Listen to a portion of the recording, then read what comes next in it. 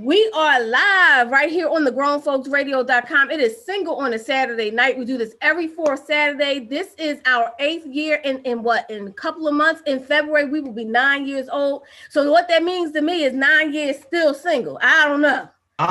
Maybe I need to expand my circle. To me, it's 9 years still single. I don't know. Maybe. So I am single, never been married, and I'm going to let everybody introduce themselves. I am Shelly Williams, and like I said, almost 9 years, and I am still single. Go to my right, which is Crystal. I am Crystal, and I am still single. Underneath for you is Cinda. Really? Okay. Hi, my name is Cinda Williams, and I may have been single for about a year of my life. Wow. That ain't a good thing. Okay, go on. Antoinette, go ahead. Hi, I'm Antoinette Lee. I'm single, never been married, always was in long-term relationships and different fronts, but hopefully I won't be single too long. Oh, I like that. I like the optimism and the positive thinking. Go ahead, Guy. Hey, I'm Guy, and I am single and ready to mingle. Okay. All right, mingle. Storm. What's going on, family? It's your big homie TC Caldwell, BKA Storm E Weathers, and I am single, father, working, dealing with this pandemic, you know what I mean? And just making it do what it do. All right, Nikki Phelps. Hello, how y'all doing? Nikki Phelps, married, dating, been single, been married, been divorced, did it all. I haven't been here, but I think I like being married the most. I think you've been married the longest. How long we celebrated our what? 25, man. Our 25th wedding anniversary. This during COVID. How you forget that? Because it's COVID. I keep forgetting. We still in it. It's still this year. 25 years this year. He's serious about it. That's love. He like, you don't forget that we celebrated 25 years. I'm telling you. But I mean, if you hit 25, you can't really forget that number. That's real simple. Oh, see, Nikki, it's real simple. 25 years. I know, right? Where did time go? I could barely make it a year. You talking about 25 years. And I say out of those 25 years, what people think is that it's 25 years of happiness and 25 years of bliss. If I have to be honest, if I add it all up, I probably had about 15 to 17 years of bliss. And maybe about 2 years of just unhappiness, and the rest is just okay. Wow. That's real though. I mean, honestly, that's the realest thing. Because a lot of times people leave when it's unhappy and they start to get out. But I'm gonna keep it going. We'll come back to you because you got some great insight. Lori, I don't know if you want to introduce yourself, although the camera can't see you. Oh, that's because I'm getting myself ready. What are you doing? Get myself ready. You know, I'm getting ready to run out in the street. Okay. Gotta go do the God kid, grandkid thing. My name is Lori. Was married, not married no more. In a relationship. Right. I'm enjoying life for the moment. Oh, you said wait. I gotta kick on the other side. Wait. Let me make sure I heard you because I hear some background noise somewhere. I'm not sure whose it is, but Lori, you said you're in a relationship? Really? You never shared that before. Was it a secret before? No, we just keep stuff private at times. Oh, that's another thing. I'm gonna get to that in a minute too. Look, that was about to go on a whole tangent about their whole private stuff. But anyway, Victoria is here. She is our resident married couple, but she has the grandkids, so she's not going to say anything. But we want to shout out Victoria Nelson and her husband William Nelson. I think they've been married for 100 years too, maybe 30 years. I think it is. I can't remember, but they've been married for a lot of years. But today our guest is Malik Truth. Whoa. He's going to break down his book, which I have on Kindle. I listened to it all week long. You forget somebody? Who did I forget? What about Eddie? Or am I the random black guy again? Like, what about Eddie? You forgot about Eddie. That's because Ed didn't want to match with us females. You know what? That's probably what it is. I probably was secretly hating in a minute for a minute. I apologize.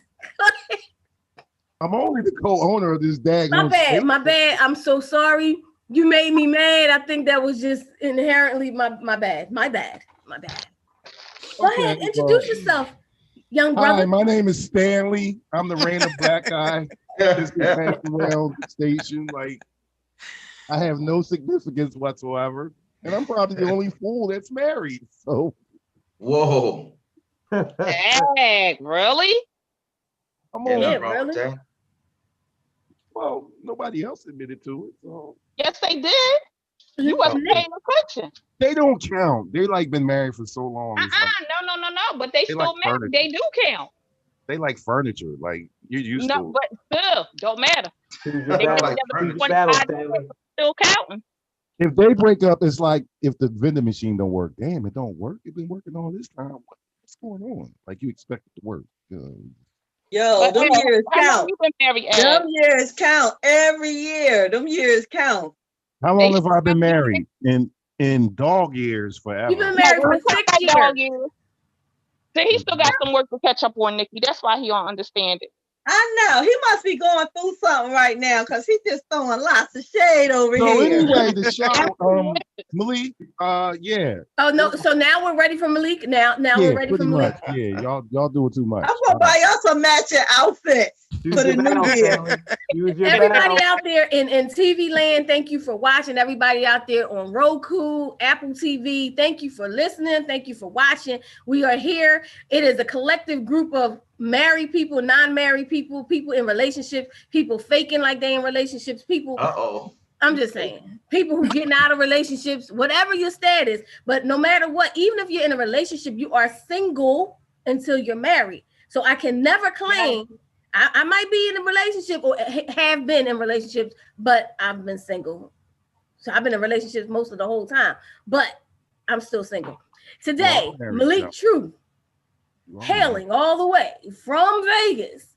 Welcome to the stage, Malik True. Hey, how are you? How are you? Hey, what's good? What's going on? Thank you for having me on, Shelly Shell.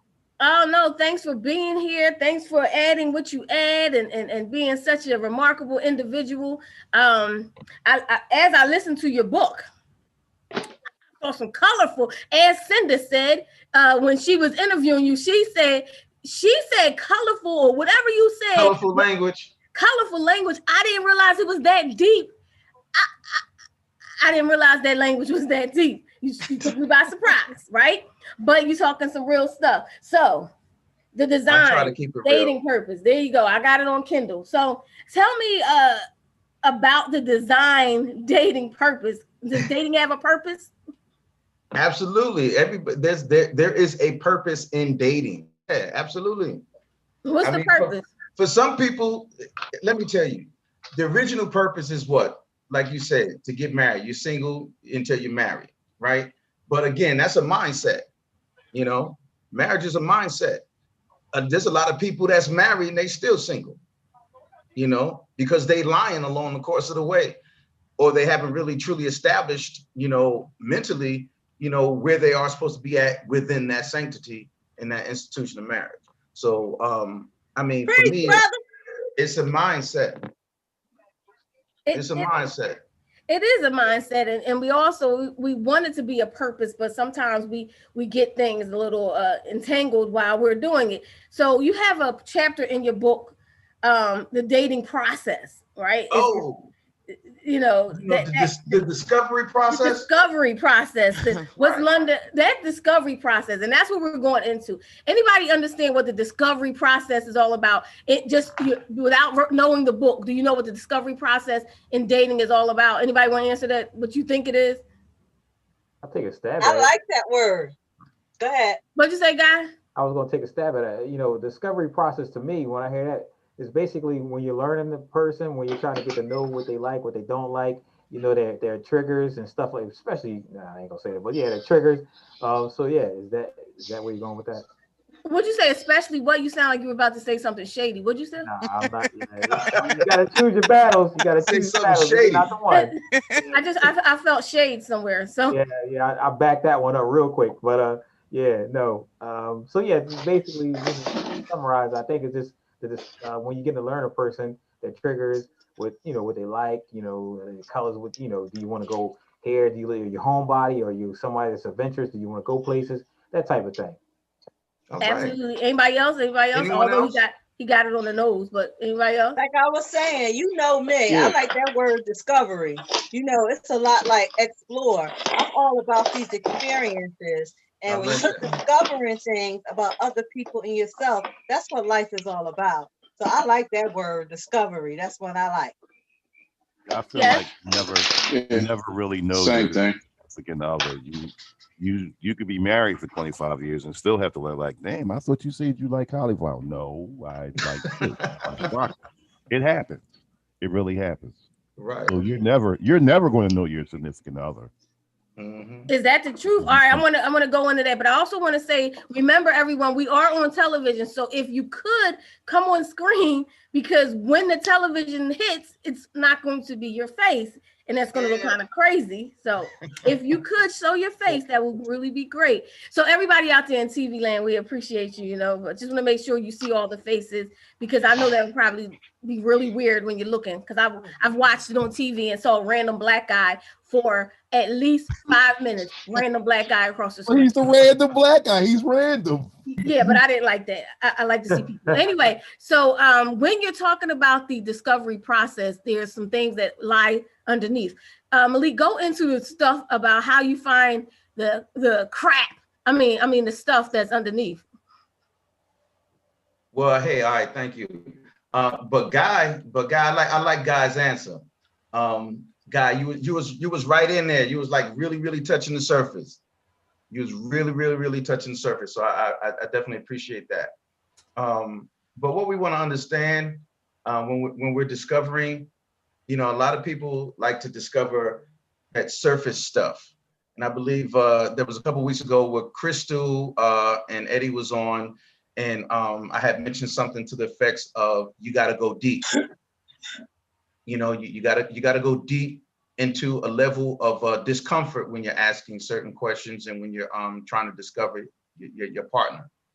And like Eddie said, the discovery process is a process that's ongoing. You'll never learn enough about an individual before you say I do. But what you will learn is enough about the individual that's going to make you say, you know what, let's go ahead and move this thing forward. And then there's some things where you may discover where you say, hey, yo, let's pump the brakes a little bit. And, there's some things that I spot out. And here's the thing. Here's the kicker about the discovery process. The kicker about it is that when you discover certain things, now you have to learn how to communicate that. You got to learn how to communicate how that makes you feel, why that makes you want to pump the brakes, or why that makes you want to even move forward. And see, these are some of the things that I've learned how to do through a course of trials and hurts and pains that I experienced. So I had to ask myself, what the hell am I doing wrong? And I think that's a mirror image that a lot of us are really afraid to tackle, because we always want to point the finger at the other party rather than pointing the fingers at ourselves and asking ourselves, where is it that I might need to improve? What is it about me that I need to discover so that I can straighten out me so that I can invite someone else in my life? What if you're discovering it and you're there, but you still can't quite figure it out? I mean, I know I've been in some relationships, and I don't want to be the one to say, hey, it's their fault. I believe it's my fault, but I'm still trying to figure it out. What are some things you can do to figure it all out? Well, one of the things I like that I put in my book is called Getting to Know You. That's part of the discovery process. I think a lot of us fail to understand who we are as a person as it relates to dating. Because myself, I go into my past life and some of the things and traumas that I experienced that caused me to treat the women the way I treated them. So when you read that part in the book, you begin to understand that part about Malik, as you read. Cinda did as well. And so many others that have talked to me about that portion in the book and said, yeah, I could really relate to why you did that, why you shared that part of you. And I think when we learn to discover, as Guy said, our triggers, who we became because of our circumstances, not who we're supposed to be, who God created us to be. Because a lot of us walk around, we are who our circumstances made us be. And then if we learn how to break that down, we can actually get to the true person. Absolutely. And so I learned to get to the true me. And when I learned to discover how my past traumas, abuses caused me to treat women, hey, there's something that we as melanated folks got to learn how to do, and that's learn how to embrace therapy, because it was through therapy where I learned how to do that.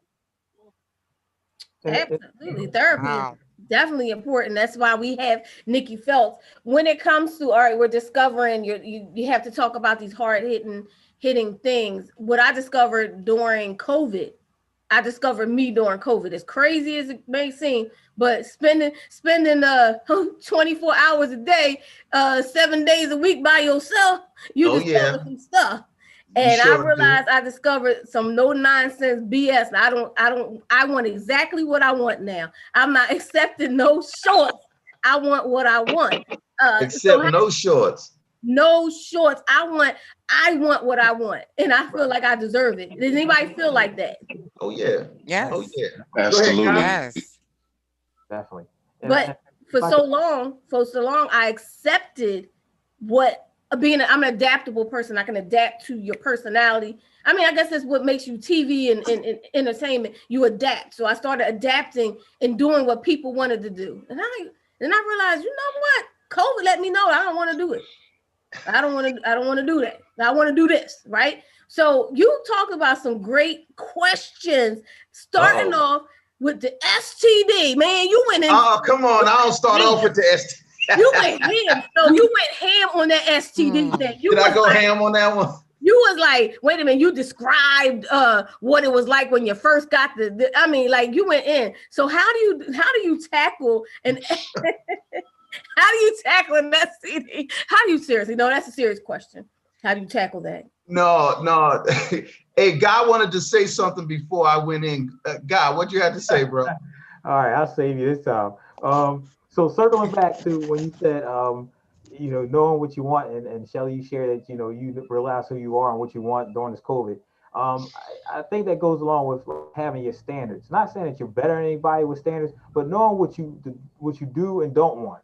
Because the moment I learned this, and everybody here that's single is single because they chose to be single, not because they want to be single. And I've learned that the moment that you compromise what you want in a relationship, it'll be fine in a while, but that will be the same reason you break up with a person. Because after it goes through, you're like, you know what? Like, for example, you don't like someone that smokes.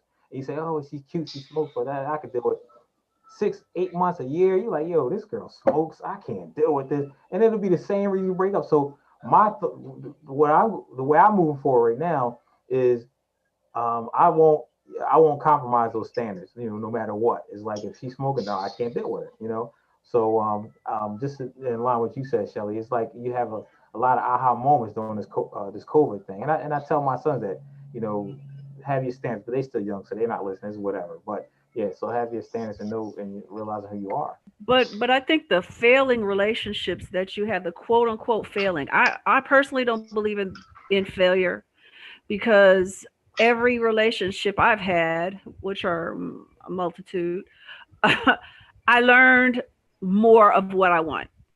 So you unless you're one of those fortunate people that has had wonderful role models around to learn, okay, I like this about this person, that about that, in this relationship, all these different things.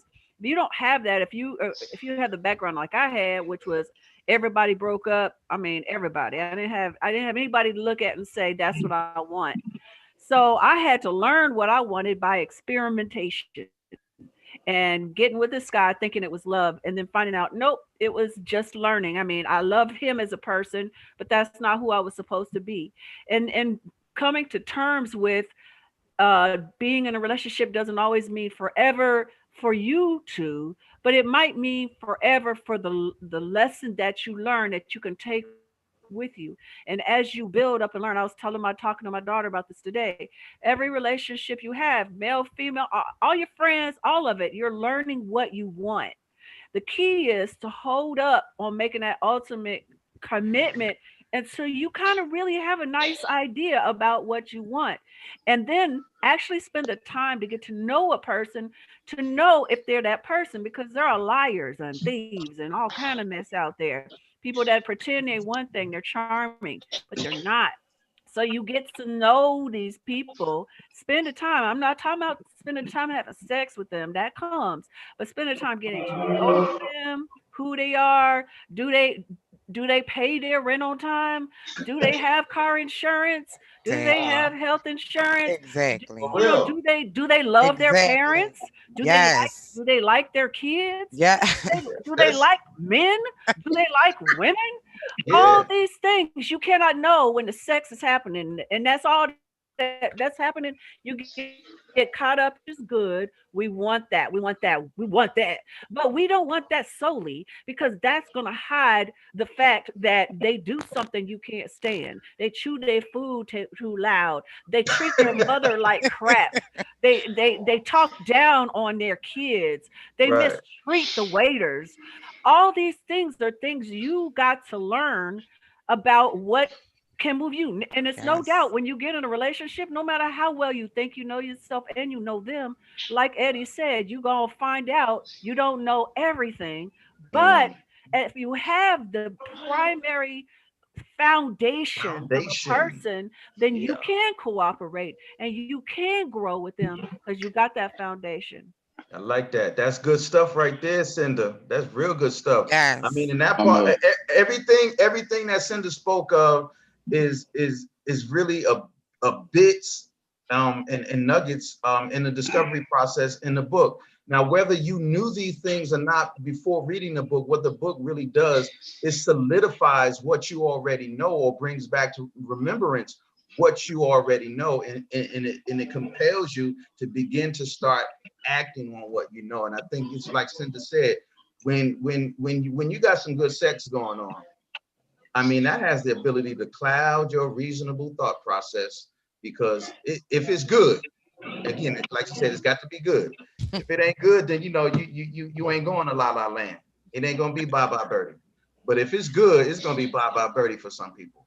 So I think is to build that foundation of at least comfort, which I call in the book the acquaintance, the acquaintance process, or casual acquaintance. Everybody is so bent on, or hell bent on, I want a relationship. I want a relationship. Well, how about a friend? How about a friend? How about somebody that you can actually go out and have ice cream with, and every time she lick it, you ain't thinking about sex? Yes. You know what I'm saying? How about going back to that childhood framework where you could play with a female in the sandbox or on the playground, and ain't nothing going on in your mind about how much fun you like having with this girl. That's it. And let that casual acquaintanceship build. And then once that casual acquaintanceship builds to certain points, then you can move to the next step, which to explore and discover what it is that you both feel that you want to move forward into something more serious. But find a friend first. Emily, can I say something real quick? Yeah, I think. Yes, sir. Wait a minute. I'm sorry. All right. So, I've been there. I've been to, the place where, you having fun and it's just all strictly fun and this and third. But I went all the way around, slipped past that, and came back to being a friend. And you know what I mean? So where do you go too far when you blow past the friend part? You know what I mean? Like, you blow past the relationship part, rather, is what I'm asking. You slip into the friend zone. Yeah. The only reason why we blow past it is because we don't recognize what it is that we're doing to build it. Okay, so when you are, again, I said initially, it's a mindset. If your mindset is on everything that has to do with a relationship or being together with that individual, you're going to skip over the friendship process and you're going to move into everything that establishes what you feel in your mind defines a relationship. So what you need to do is ask yourself what it is in your mind that defines a friendship and begin to pursue that definition. Stormy, you were going to say something? Storm? Yeah, just one, I'm solidified because y'all hear when I say this on the show on a regular basis about we always hear you know what you want in a relationship when you meet the person, and you know the person knows within this amount of time if this is who you want to marry. No, you don't. Because you have no foundation. You haven't learned about the person. People find it funny that when I'm dating, I ask these crazy questions, but they're innate to me.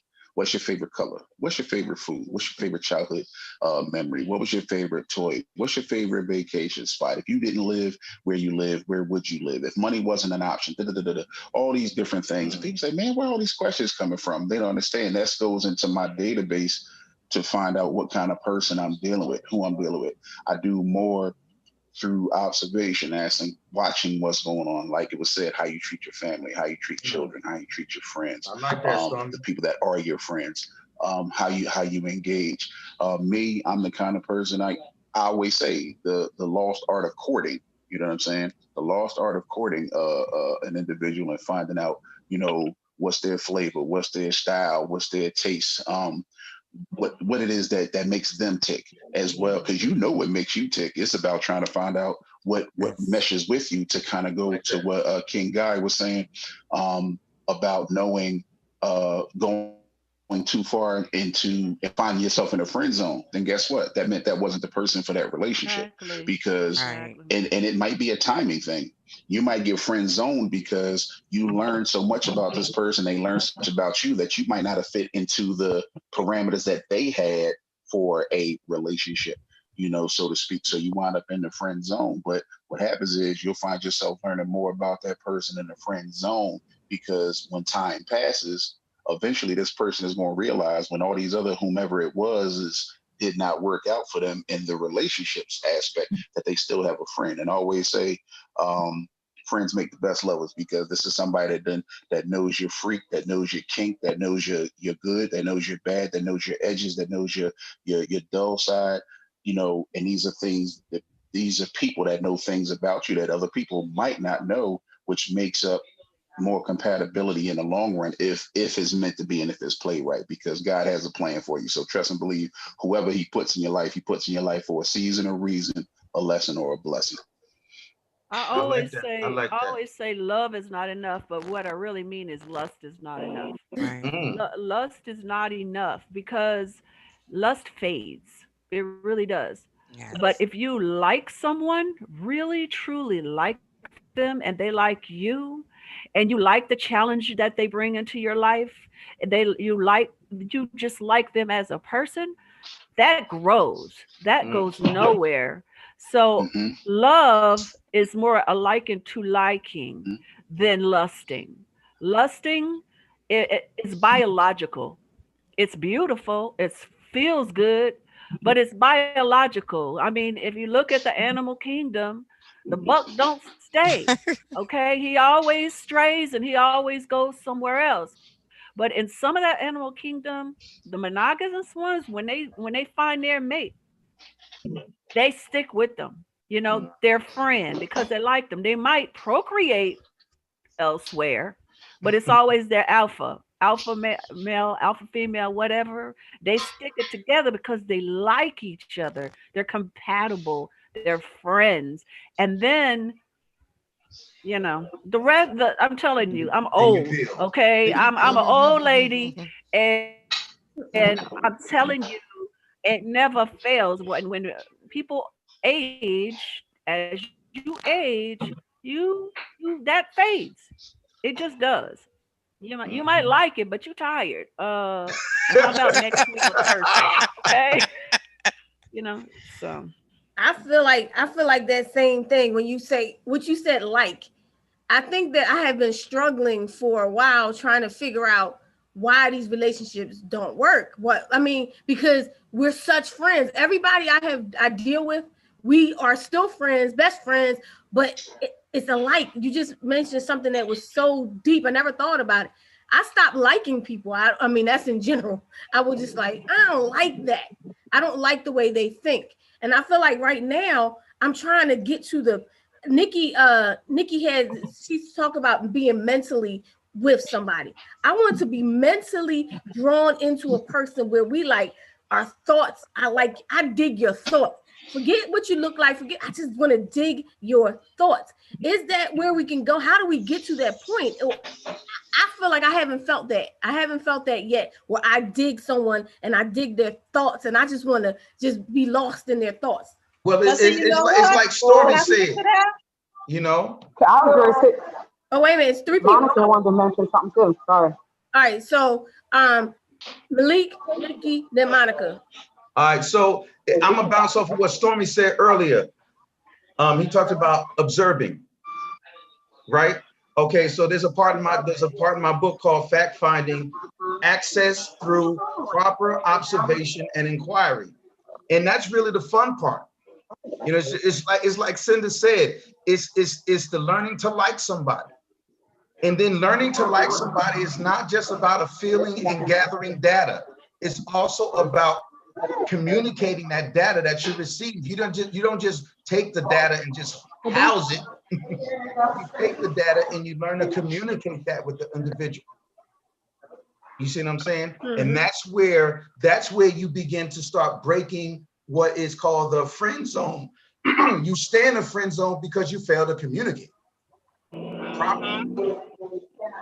You know, if you really like that individual, begin to start expressing that in words and in action, keeping things within necessary, comfortable boundaries.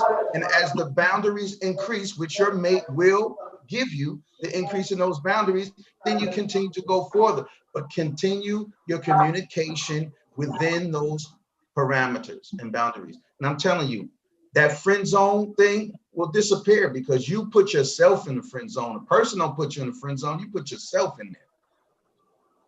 Got it. Nikki? Okay, what I wanted to say is a little bit, I think some people who date do themselves a disjustice because they're dating for marriage or they're dating for a relationship. And the second they find out that it's not going towards marriage or what they thought that it should be like, they throw the entire relationship away. And I talk to Shelly about this all the time. It's like there are things in the relationship that works and things in the relationship that doesn't work. When you go and you date and you have no expectations and you're getting to know that person, you might feel like this person is a great person that I would love to go to a hockey game with or a basketball game with. Yeah. But this might be a person be like, I don't know if I want to go to church with them. Well, because you felt that way, you'll throw the whole relationship away. But if you continue going to those great basketball games with them, you all may begin to have an impact on each other's life where you will grow to the point where he is going to church with you. But we're too quick to throw relationships away because they don't fit in our little box. That's why I like the author when he was talking about discover. You can discover things about yourself that you didn't know just by coming together on those things that you connect on and like, and not just throwing the whole thing away. Absolutely. Monica? Hey, the thing that I was going to say, can you hear me? Kinda. Yeah, you sound like you're in a hallway. I'm in the bathroom. I knew it. I was like, I know it was just some kind of enclosed space. Okay, bathroom. I heard the flush. I'm in the restaurant. What I was going to say was that we have practice with relationships already outside of the dating thing. And I was saying, when y'all were talking about connecting and Shelly and stuff, that's how we are. We connected in our outside relationship where you can be like, oh yeah, just like DJ Disco say all the time, I act like a married couple. No, we have a certain relationship that helps us to be, like how we are with each other. And if we can take that into a opposite sex thing, that's what you know what I'm saying? I'm saying we already have that outside of the dating thing, as far as our outside relationship. Hey, anybody get that? I believe you said that as sisters, as friends, sisters, everybody, that you have this. Everybody. And turn that around into an opposite sex thing. Yeah, we have that. We practice those type of things outside of a dating situation. Like when you get to know somebody as a friend, and you have a friendship, or you have a family, or you have anything outside relationships, is what I'm saying? Like in terms, absolutely. Is what you get to as a person. You know what I mean? Is what I'm trying to say. Yeah, definitely. If you're better at having relationships, period, then that'll help you all the way around on the whole spectrum. I get what I'm saying. I think I get Shelly, can I address that? No, go ahead. Yeah, see what she's saying is relationships in general. Everybody has relationships in general. But what we want to do is we want to focus that mindset and those definitions around opposite sex, male, female, whatever, however you want to choose your relationship. And what we do, again, is just like Nikki said, we frame our mind towards getting into a relationship, some of us heading towards marriage or something else seriously that we've already fantasized in our mind. And when the actions of those engagements don't quite fit congruently with what our fantasy is, we throw the relationship away rather than doing what Cinda said, which is learning from each and every engagement.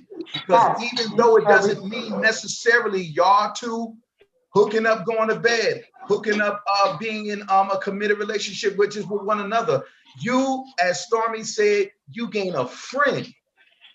And ain't nothing like gaining a friend.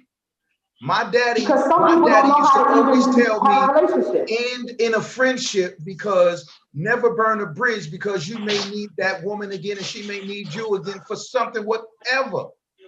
Even if it's just to hear, Malik, everything's gonna be all right. Now, when you hear that from somebody that care about you and love you, throw it away. And throw those negatives away, because that means so much. I'm gonna say this, and I get it, and I understand. Brother Malik, it goes back to what you said about the sandbox.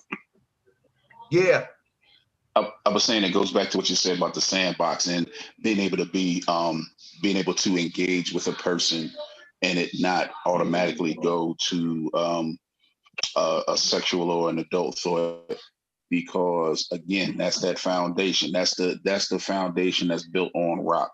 That's the understanding of a person that when you took the time to make, because it's an investment, because also finding the right romantic, and don't get me wrong, we all have relationships, but they're all compartmentalized. So you have platonic, you have social, you have a romantic, you have platonic, you have they're all compartmentalized and categorized. So what you're looking at is, if you're trying to see someone romantically and it just doesn't work out for whatever reason, it's the process of elimination. It's like anything that we deal with in our lives. You like a certain kind of food. Guess what? When you get a plate of food and you don't like a certain kind of food, you might not put it. You either just won't eat it. You don't like it. You know what I'm saying? It's not your favorite until you get to a position where when you see it ahead of time, oh, I'm not even putting it on my plate. You know what I'm saying? So it's that type of mentality. And again, it's an understanding. But just like with anything, you can't be in a relationship with anyone, any type of sustainable, substantive, positive, focused relationship until you have one with yourself, until you learn how to tolerate yourself, until you learn how to like yourself, until you learn how to love yourself, until you learn how to make yourself happy. So these are things that, because what we do is we cascade and put those energies on other people. So if you don't take care of yourself, you can't take care of anybody else. If you can't take care of yourself socially, you can't take care of anybody else socially, platonically, romantically, or otherwise. So it's the growth of each piece. And I think you had said about having parameters. Folks also have to know what their boundaries are for themselves and for others. Yes, sir. And they have to be well communicated. It got to be more. And I get it. Everybody build friendships, and I get all of those pieces. I got a lot of friends. I got a lot of friends. Every man I've been with is my friend. Literally, like they are literally like they feel like they're my best friends in the whole wide world. I don't have a bad thing to say about anybody except for one person. But how do I mean, I don't have sex. I've been in relationships, been engaged, no sex. We're doing everything that everybody's saying. I've seen that. I've done it. I've done this friendship. I've done this no sex. I've done this because I'm not rushing to marriage. Never have been. I've done all of that. It has to be another piece here because I think that I got a lot of friends. Shelly, I think that you're trying too hard. Come on. I think you just need to stop. Stop trying to find that one. Yeah. Be the one, and stop trying to find the one, and the one will come to you. Yes, indeed. A man that finds a wife finds a good thing I ain't never and looked for no obtains favor man. from the Lord. No, I but get a man. He said a man. So I never a looked for man that finds a wife obtains a good thing. I don't and mean. finds favor I'm from not the Lord. saying. So what happens is I'm just saying it's in your mind. It's in your right. mind. No, that's what I'm with you, Cinda. Cinda, I you're got what right Cinda was because saying. Yeah. but it falls under the same precept. Remember, we're not locked in. We have to get out of the, like, don't get me wrong, you know how devoted I am in my spirit, in my spiritual love and blessing of the Lord. But at the same time, I'm not locked into every word lockstep because, again, we're talking about it right now. Remember, oh, yea, they'll walk through the valley of shadow of death. Are you really walking through a valley where it's dark? And no, you're talking about living your life, but you won't walk in fear. So don't walk in angst of what you've done that didn't materialize into this particular thing. Because, again, what is for you is for you. Yes, and if it was for everybody, then it wouldn't be for you because everybody got it. And guess what? Your situation is different from mine, is different from King Malik's, is different from Queen Cinda, is different from Queen Monty. It's different for each of us. So your parameters are what they are. You know what it is, what you want, what you alluded to. And it's just a matter of time before that energy attracts exactly who it's supposed to attract. And before you know it, you're in that situation. And we're having a totally different conversation on Single on Saturday night. I know, huh? Hey, can I say something? I'm gonna bounce off of Cinda and Storm. I'm in agreement with Cinda too. Can I go ahead. Go ahead, Moni. She's right about that was the whole point that I was saying about it comes natural. Yeah. So she's right. That's that's kind of what I was saying. Yeah. Our outside relationships come natural and it flows because we're not, looking for all the extra stuff. So everybody is saying exactly what I was trying to kind of bring together. Absolutely. On the outside thing. It flows a little more natural. Absolutely. That's all. Thank you. It does come natural, just like Cinda said. I mean, put it this way, I don't know where a lot of you guys' spiritual background come from or what you believe in, but there are a lot of good stories in the Bible that really relates to true life. So one story comes to mind when I hear what Cinda said and what Stormy E said, and that's Ruth. Ruth was in the presence to be discovered by Boaz because she was set up in the right place, doing the right thing, minding her own business. And what does that say?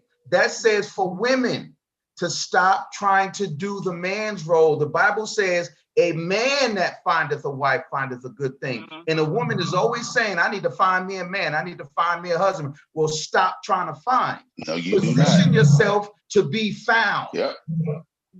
And that's what Ruth did. Ruth was gleaning in the fields. And Boaz was like, who is this fine woman I see every day up in here gleaning in my fields? Don't say nothing to nobody. Packs her sack, goes to row wherever the heck she go, come back here and do her thing. Boaz seen that and was like, I'm digging her. I'm digging her. Come on, bro. And I think that's what women need to learn how to do. That's what is framework. Switch your framework and switch your mindset and learn to position yourself to be found. And Shelly is in her season, man. So don't overemphasize because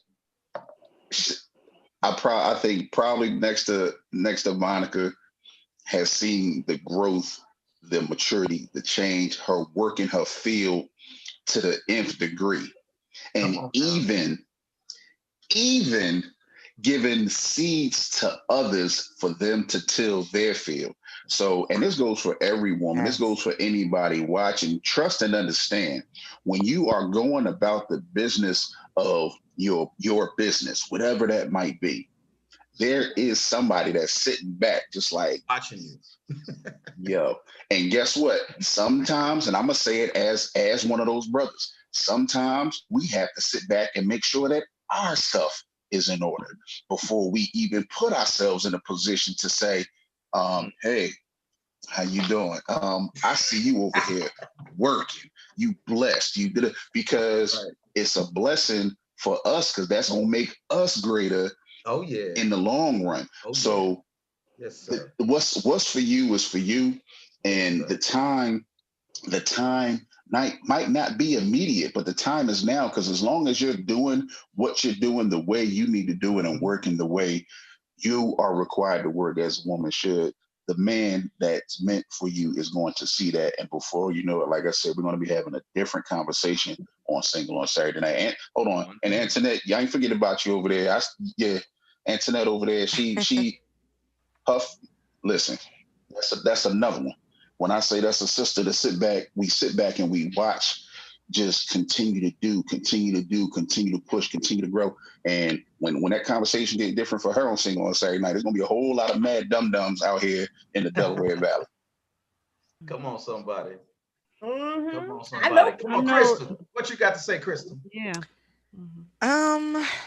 It's hard for me because I'm coming out of a 18-year relationship. Ooh. Where I was the female in the relationship where I accepted the disrespect.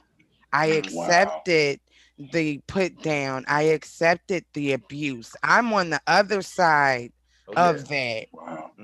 So coming out of that to where I am now, I'm at peace. I'm happy, but it was a struggle to get there. I know That road was long and hard.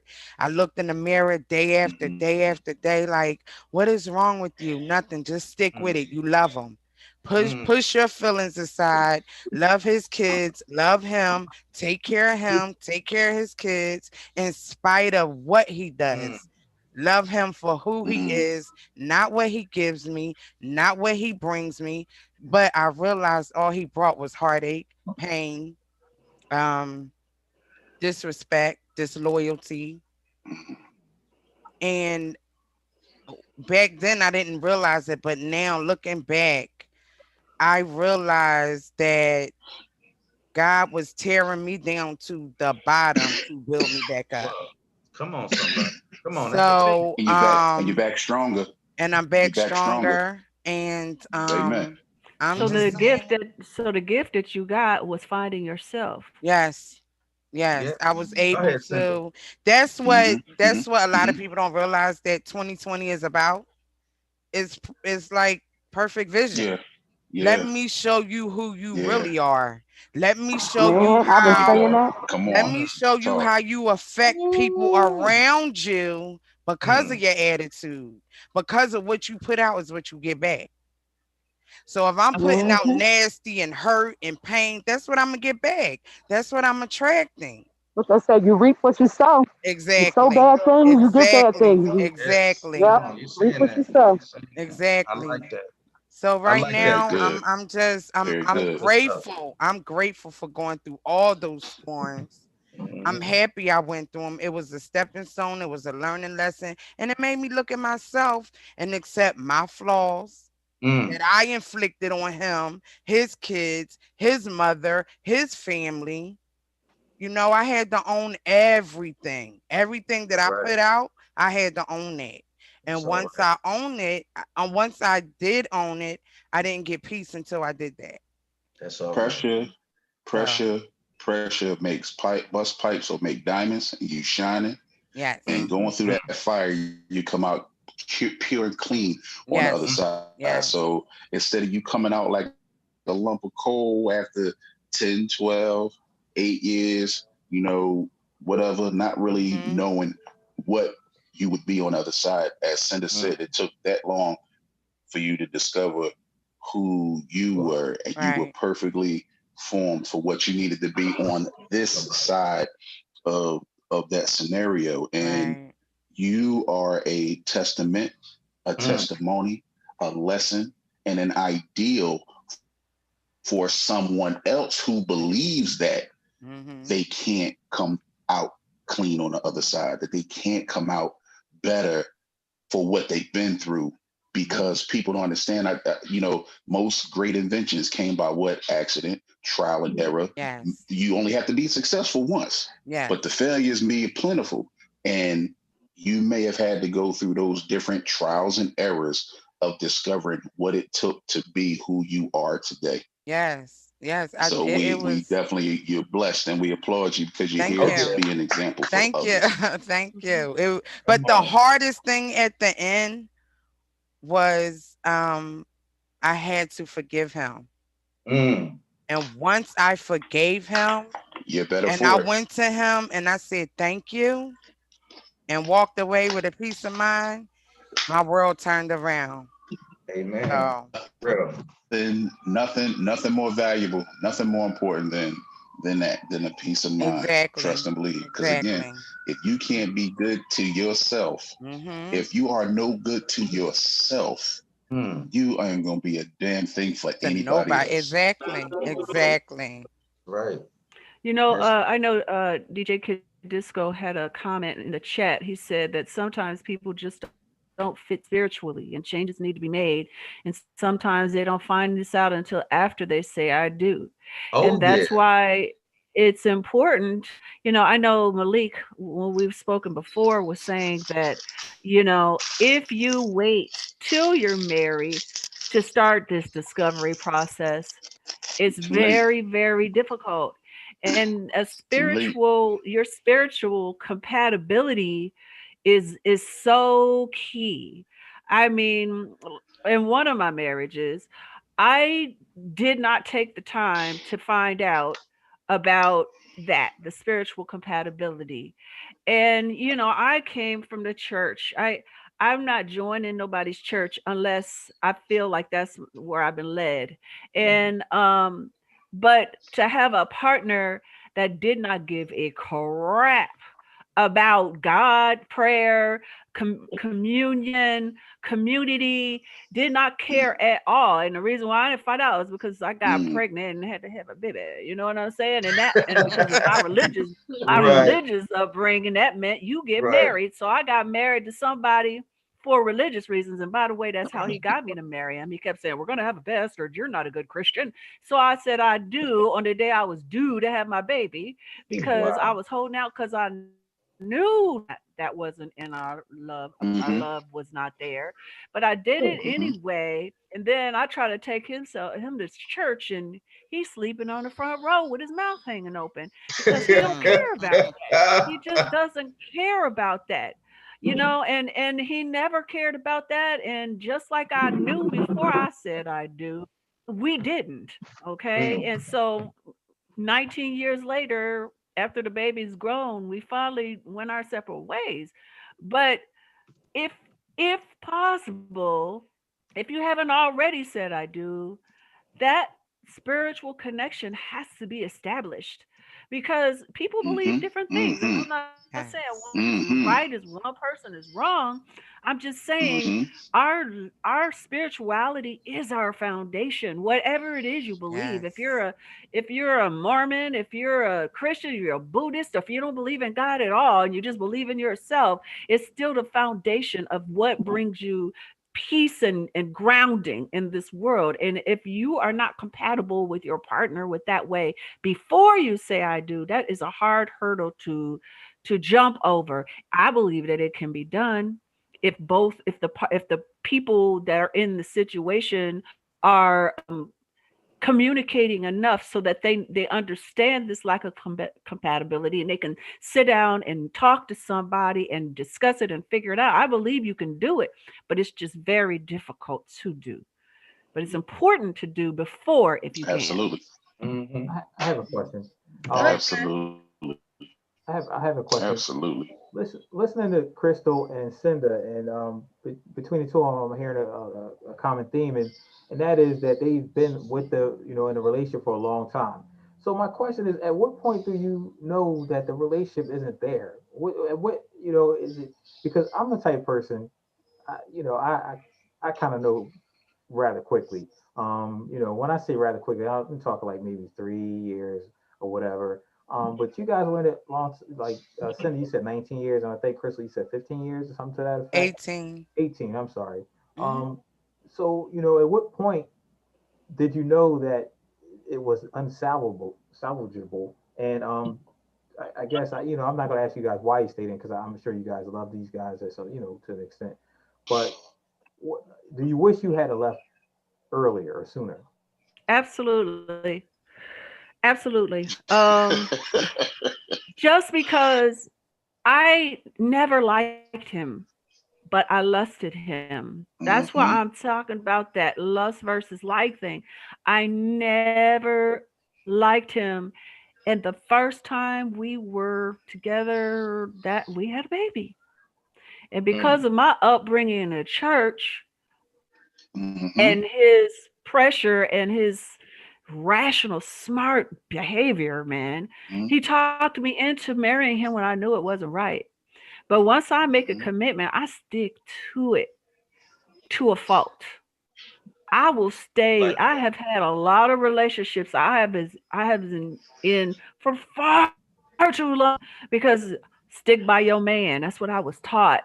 Just like Crystal, stick by your man, make it work. You can forgive, love him, and all this kind of stuff. And I never liked him. Never. When he broke me down, allowed him, let's be clear, to break me down one too many times, and I was ready to be done. Then he was like, "Oh no, I was his, what's the word they use? His beard. I was his beard. And he liked to be able to say I'm Cinda Williams' husband, and it worked for him for his business and stuff like that. So he just disappeared. So I couldn't get a divorce. I couldn't find him. I don't know where he lived. He just show up and disappear.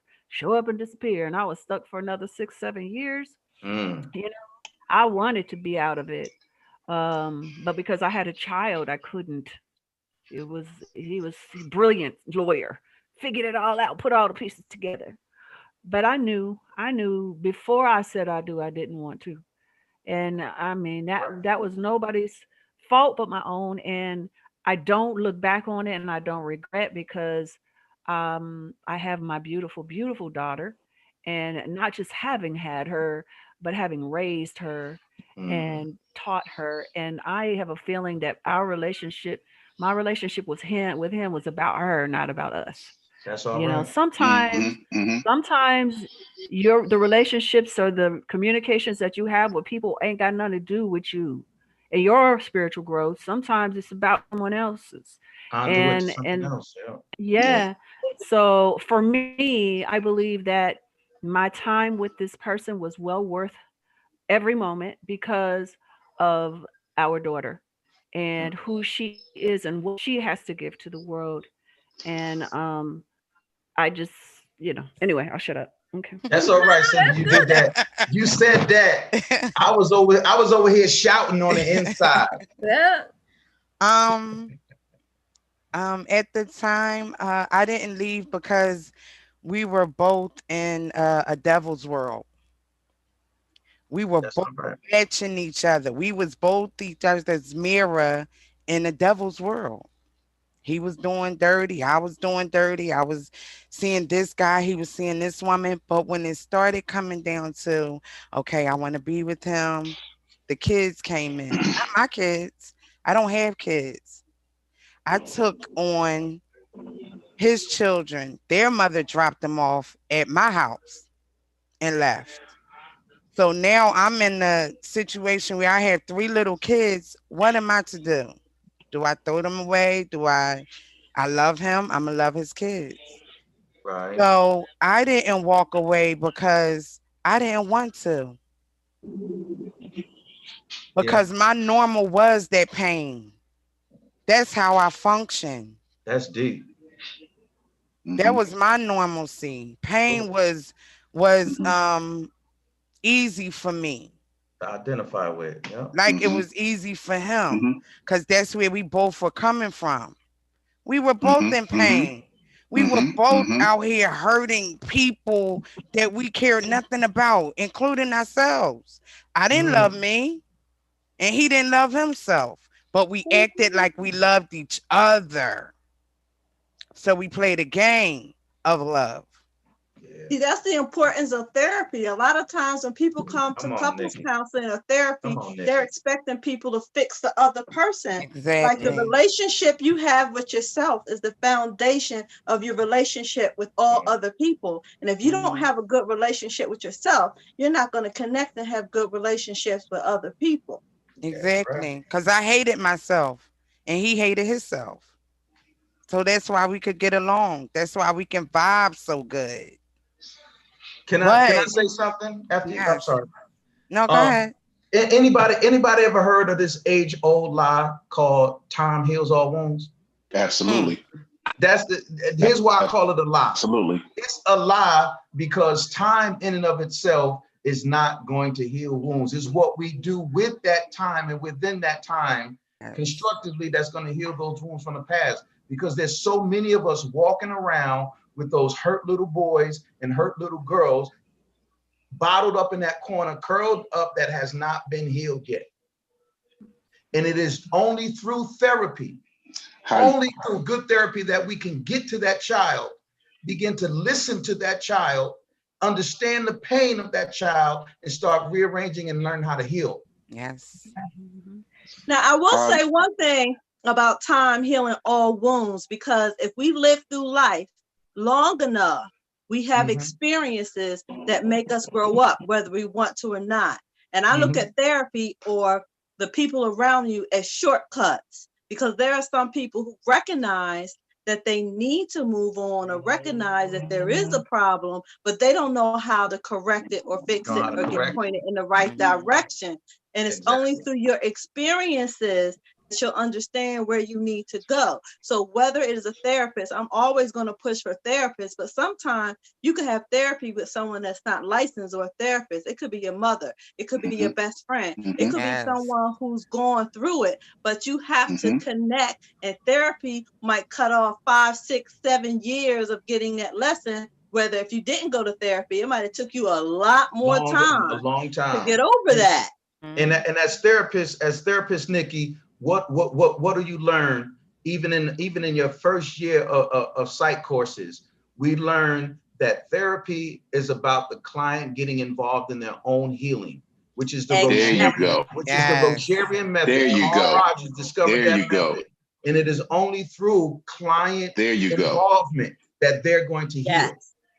You know, I found when I went back to school and became a hypnotherapist, and what I learned, it ended up, I did it because I was always a set shrink. I've said this to people. I'm always a set shrink, and I wasn't being protected, and I needed to learn some skills. So I had this natural gift, but I needed skills so I could be able to help people.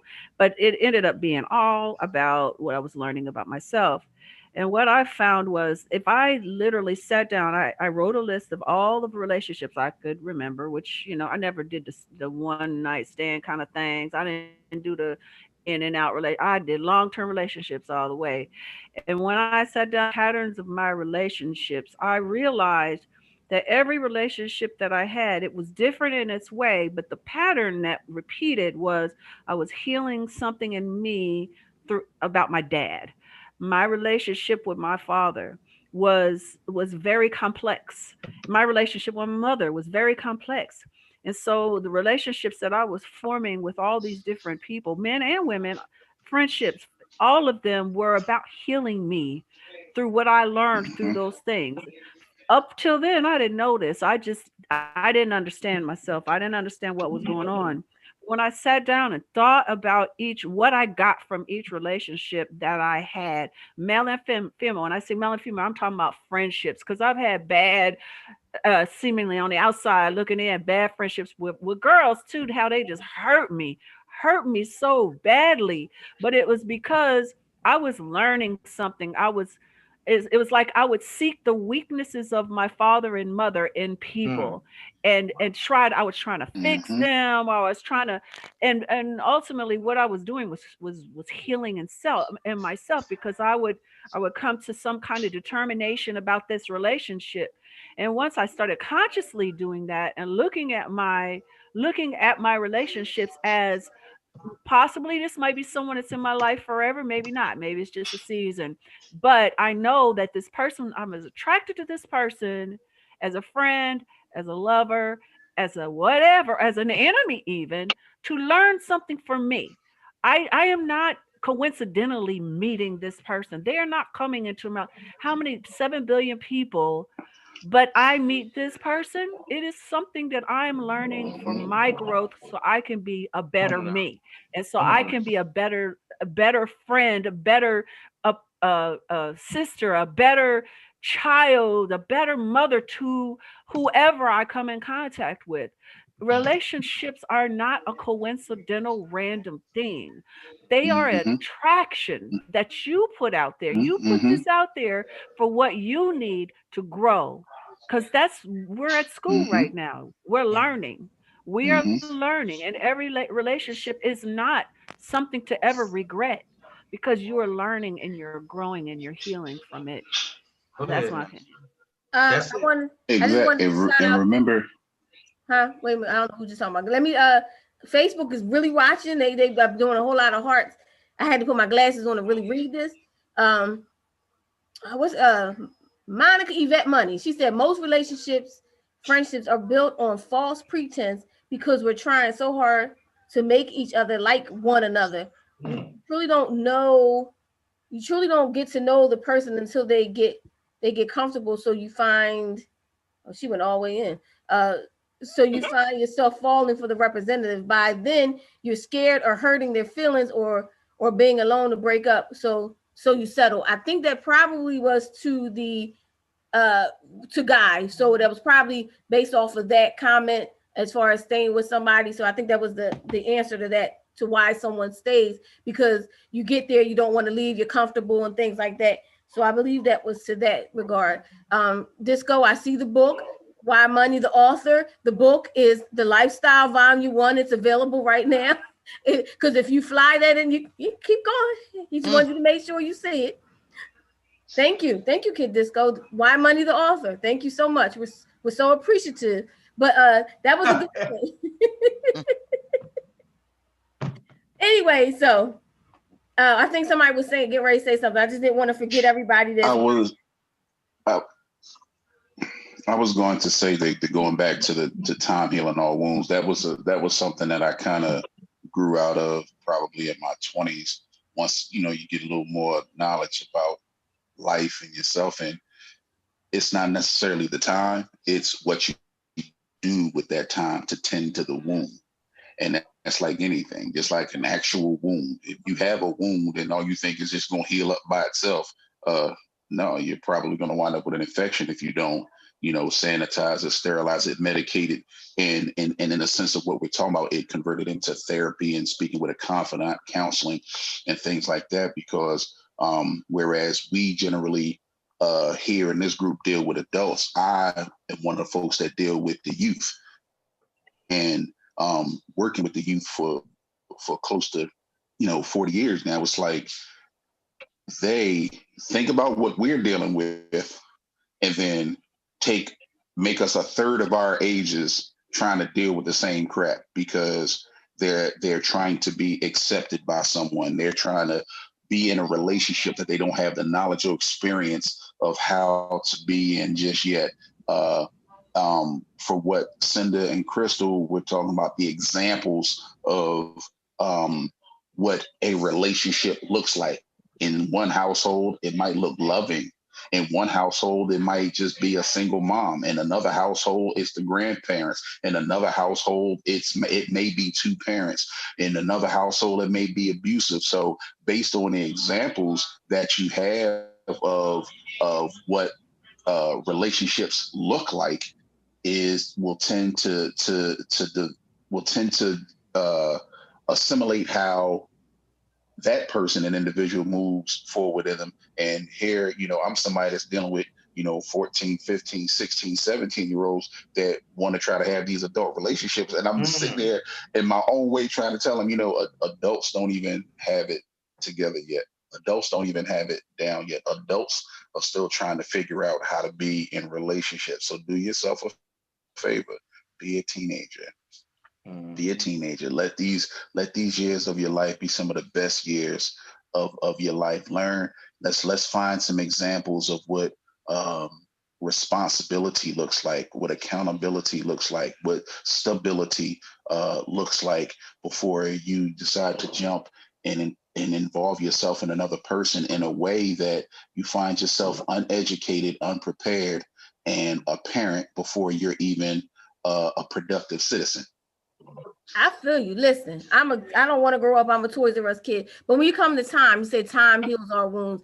Now, when you think about time, God is the author of our time. He's the author of everything. So we could say time can heal all wounds, but God's timing is his timing. So everything we're dealing with is God's timing. So when he says it's time for you to be healed, whether it's through a therapist, whether it's through a friend, whatever, when it's that time, he don't leave you in your mess.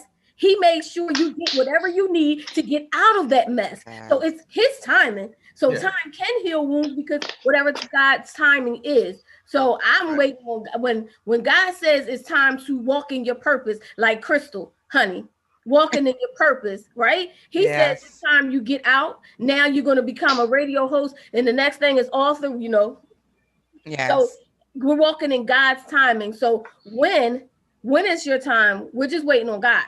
So that it does. Time heals the wound because whatever God says his time is, it's your time. But do you wait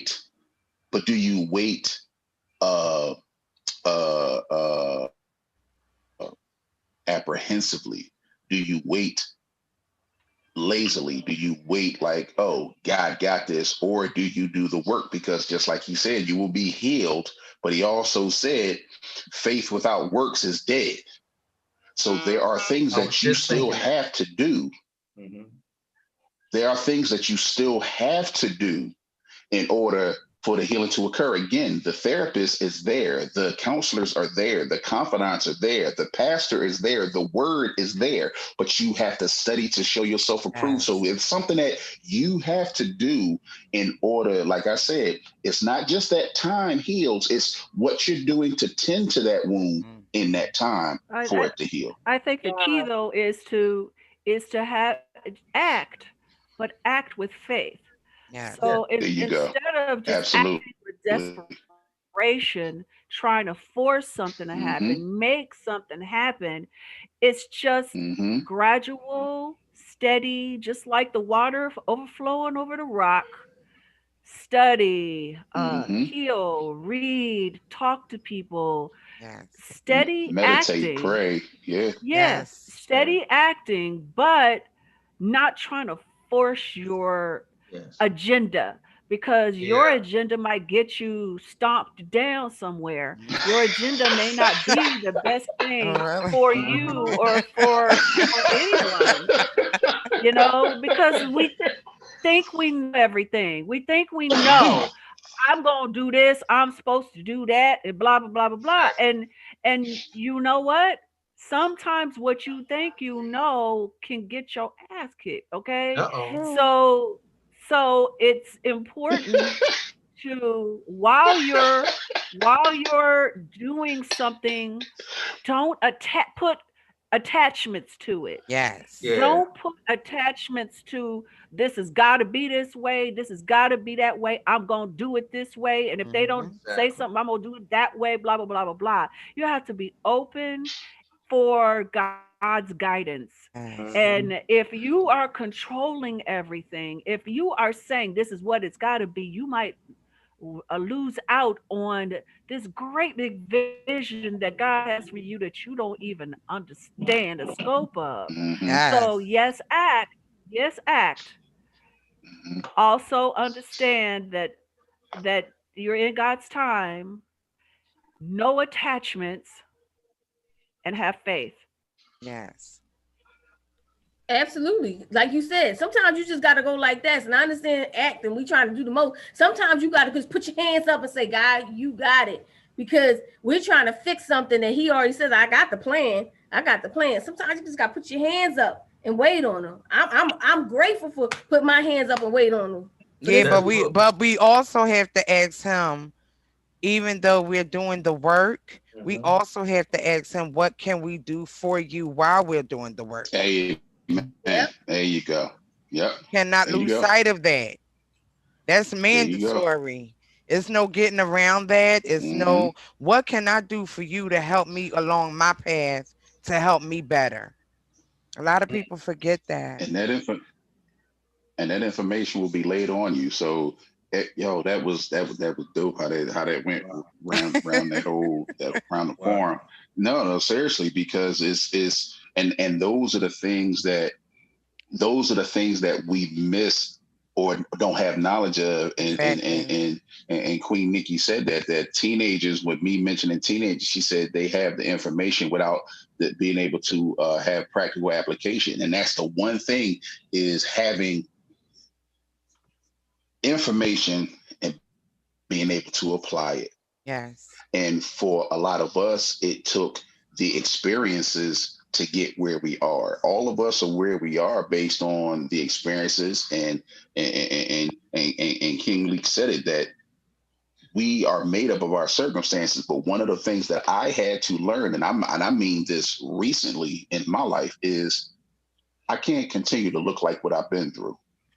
So come on now. Not perfect. Like I've been through. Yes. Everything is not ideal, but I know everything is the way that the Lord would have it. So guess what?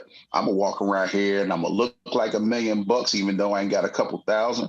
I'm gonna walk around here like I'm the happiest dude in the world, regardless of what's going on, because I got breath in my lungs right now. It's people that I love and people that I know are connected to that didn't make it to see today. It's people that are out here that don't know where their next meal or where their next paycheck is coming from. So I'm not gonna look like what I've been through because somebody has it so much worse. And anything that I can do to help any one person that doesn't have it like I have it, it's my job and it's my blessing to be able to do that. So with all of us in our experiences, with all of us in our forum, we all took that step forward to say, hey, let's find a way to put this out here on a platform for others. Shelly, Monica, from what they've been doing, Kid Disco and what he's doing, Cinda, just everybody that's involved, and just understanding that it's all wrapped up into what God would have did it, because it might not even be for us. We're learning from it too. They say preaching to myself, but we might not even know how helpful we are to others just by doing what we're doing and providing this. When y'all was just talking about the little boy and the little girl, how y'all doing? About the little What's boy. up, brother Dave? What's up? What's about up, the baby? Little boy or a little girl within each other. What about understanding is the big difference between being hurt and being injured? See, a lot of us can recover a lot differently because the pain hasn't been hurt. It's been more of an injury in our lives, dealing in relationships where some people have been deeply hurt. So how does a person get to a point of understanding that they were injured and not hurt, or hurt and not injured? So how do we get there? Nikki, take that one. Huh? Nikki, you still there? Yes, the difference between being hurt and being injured. within yourself. So how does a person get to the point to understand the difference if they've been hurt or if they've been injured?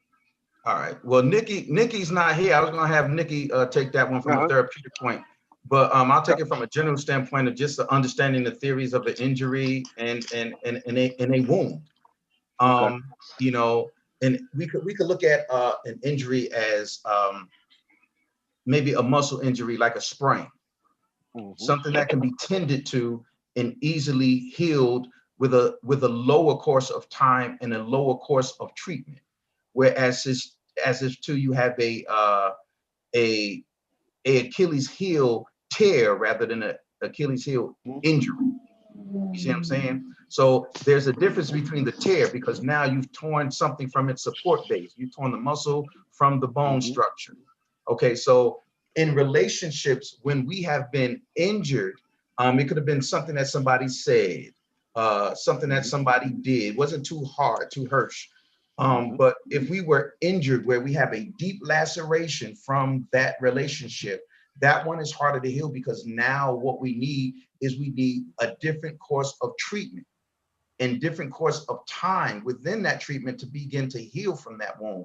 Let's talk about someone who believes in monogamy and commitment within a relationship. When that's been wounded, it's going to take them a harder time to begin to trust another individual, because that wound needs to be closed.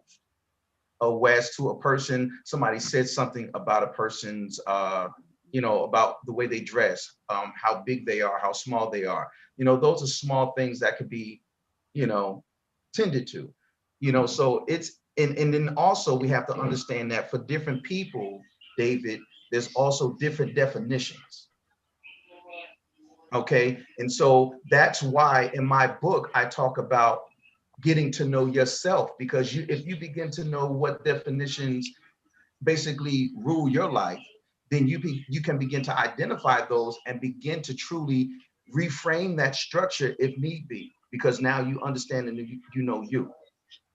You see what I'm saying? So I think that's, for me, that's where I began to heal, because I began to understand what definitions rule my life and how I need to restructure some of those things. And you know what? Not to go injury and everything, but the one thing that just happened, just in the second of David asking that question and Malik asking that question, I went back to childhood for a second. Earlier, I mentioned something about wearing clothes alike. And you know what I realized it came from? I didn't have that when I was a teenager, because I didn't date when I was a teenager as much, because I wasn't allowed. But I realized I wanted it then. So I just realized that came from a childhood thing. It's not necessarily I'm walking around saying I want to dress like my man, but I realized as a child, no, this is real. It came to me when he started talking about the childhood. That's like an injury. That's nothing big. I just didn't have a lot of dates when I was a teenager. No, the boys I liked didn't like me. So now I'm like, now that people like me and I got my choice, this is what I want, because I didn't have it before. And it might seem petty, but still, we have a lot of things that happen in our childhood that we may want to make up for in our adulthood, and you may not know where it came from. And that's exactly, it came when David said that and you answered, I was like, oh my God, I just realized where that came from.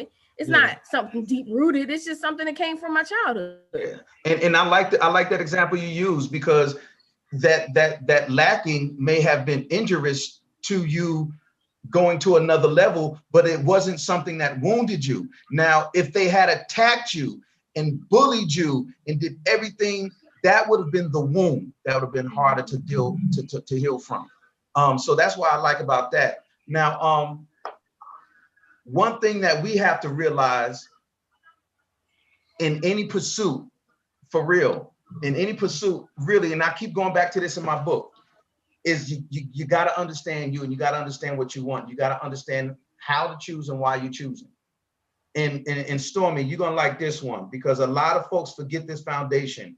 Philippians 4:6 says, be careful for nothing, but in everything by prayer and supplication and thanksgiving, let your requests be made known to God. Okay, so when we do that, in my book, I have a section called Understand the Choice, and it's called How Do You Choose? And it says, approach God with confidence, knowing exactly what it is that you need from him.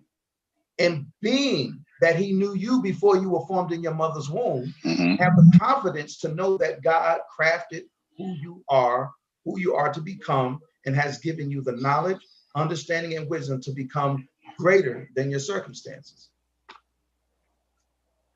Absolutely. And when you get to know God, you can call him on his promises. That's right. You can call him out on those. He said he gave you that. You can call him out on his promises. And I think that's what a lot of us forget, especially those of us who profess to be Christian or spiritual. We forget to go to the source who gave us everything. Absolutely, absolutely. While it's winding down, I want to make sure while everybody is paying attention, make sure you go to Amazon. Your book is available on Amazon Kindle, The Design Dating Purpose. Make sure you get it. Tell them how to get it. Tell them all that stuff, because we want to make sure they get this information. For sure, definitely. Amazon.com. You can go there and just type in my name, Malik Truth, and my book will come up. And that's how you get it. Or you can go to my website, which I designed, and it's the design book at wixsite.com/dating purpose. You said you did. Can you put it in the chat? Can he put it in the chat, Shell? Yes, I will. You can definitely put it in the chat. Perfect. For everybody out there in the world, make sure you go check it out. The Design Dating Purpose is available. And let me tell you something, he goes a little deeper. He not gonna go deep. I don't know why he's not going deep on some of that stuff he was talking about. I can't give it all away. You know why? Because you gotta sell the book, man. You gotta sell the book, sis. Some of those questions, he goes deep. I couldn't believe I was like, what? Yes. You gotta sell the book. Gotta plug. So there's some questions that you make sure you said in the discovery process. There's some questions, everybody out there, just so to sum it all up, wherever you are in the world, because this is worldwide, we're going all over the place. Make sure you ask these questions. Give us some more of those questions that you gotta ask the person that you're discovering, because there's some stuff underneath. Oh yeah, definitely. There's definitely some stuff underneath. What you want to go? Cinda said a lot of these things. You want to know individuals' financial background. Yes. You want to know what their FICO score is, because if you say I do and you don't discover these things, then their bad debt becomes your bad debt. Okay, their problems become your problems. If you love them enough to get through it, then hey, go for it. But you want to figure those things out during the dating process. You want to find out. Here's why you want to find out about their STD status and their HIV status. Bottom line, you don't want the shit. Exactly. Okay, so there comes a point in time where you guys may be having sex and it may be protected, and it comes to that point where you're talking about, hey, and guys are almost the ones that say, hey, I don't want to use this tonight. Okay, well now let's have that open discussion. Next time we go on a date, our date is going to be to the clinic. We're going to check your ass. I'm going to get checked. Exactly. I put those together, and then boom, maybe we can handle it at that point.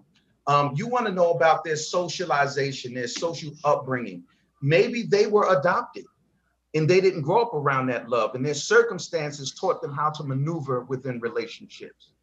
Okay. You want to know if they were brought up around a lot of family, if they were an only child. You want to find those things out because they're very important to how you may view family. You want to find out if they want kids or not. You may want kids and they may not. They may not, and vice versa. You want to find those things out. You want to find out what makes you guys equally yoked as close as possible, because no one is going to be 100% compatible.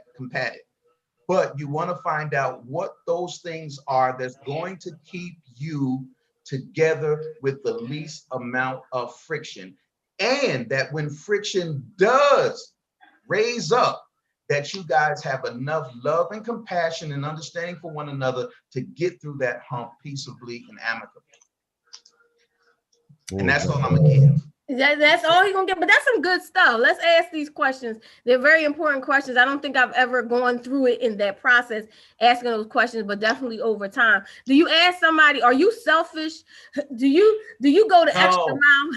No. Those are the things that that come up through what I said. Remember, I said in the book, it's called access through proper observation and inquiry. Mm-hmm. So you're not just going to use inquiry to get the data that you need. You're also going to use some observation. You could tell if somebody said you ain't got to ask somebody selfish.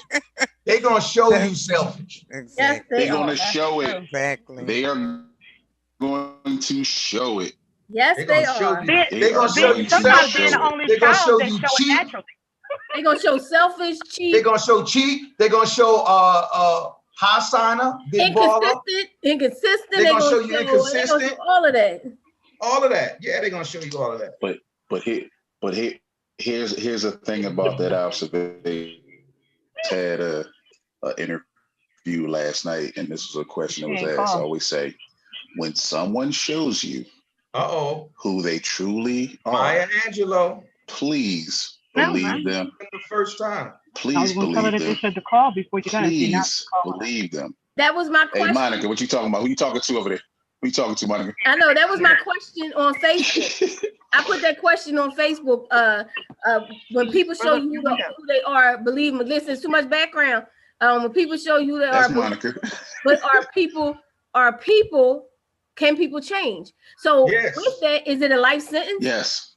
Yes. People can change, but again, that's something that they have to show. They have to. The change has to be. It's a part of the observation. And this is why I say, but you gotta want it. when folks get out of the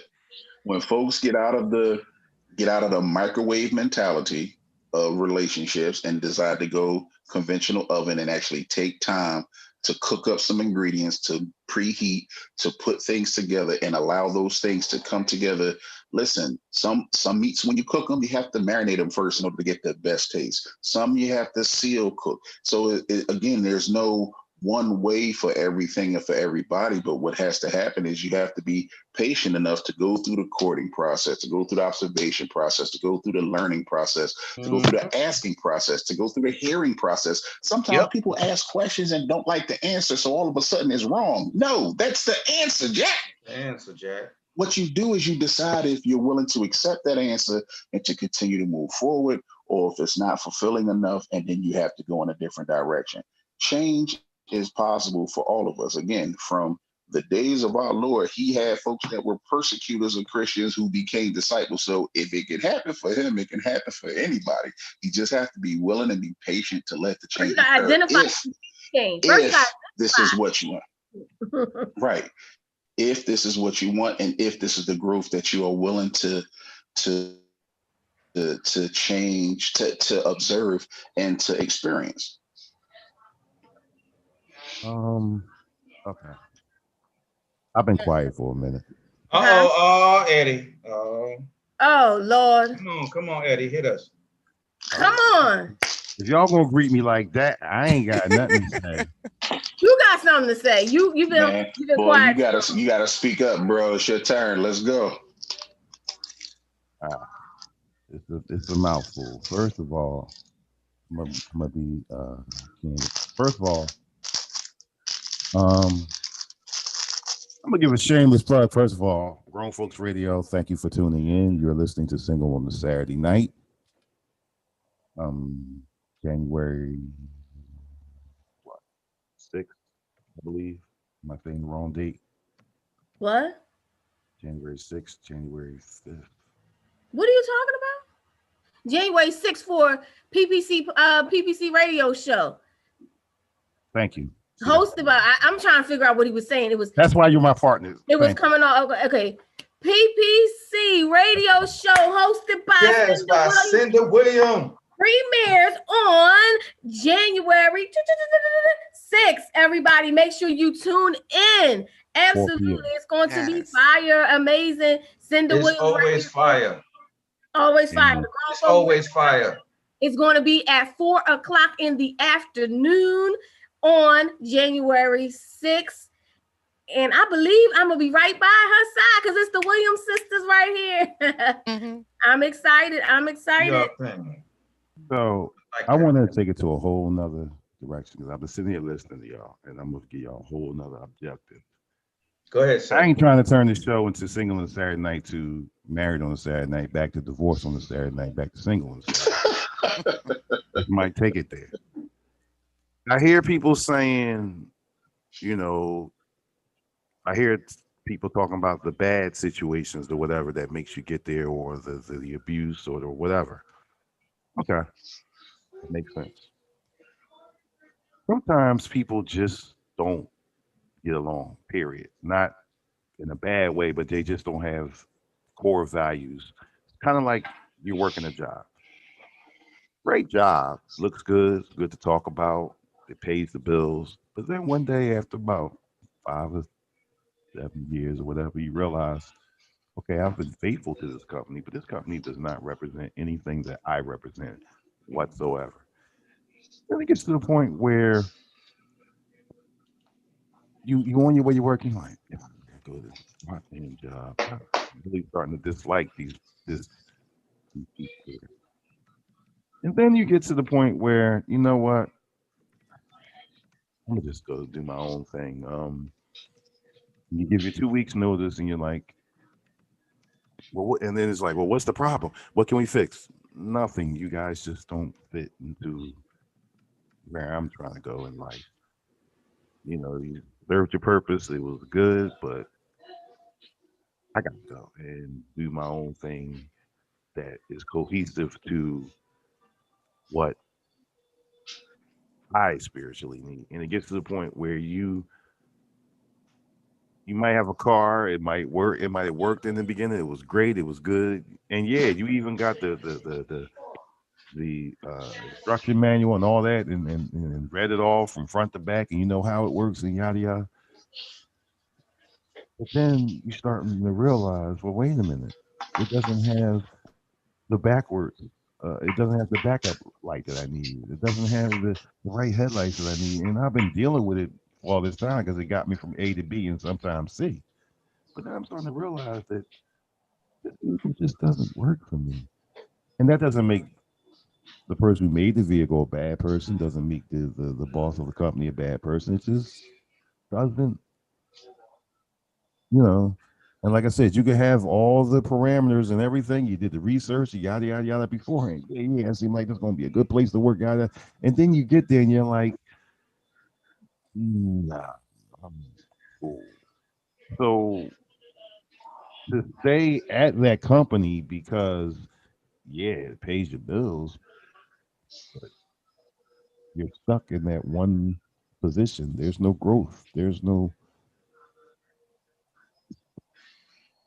So, bottom line, my mom always taught me self-preservation is first.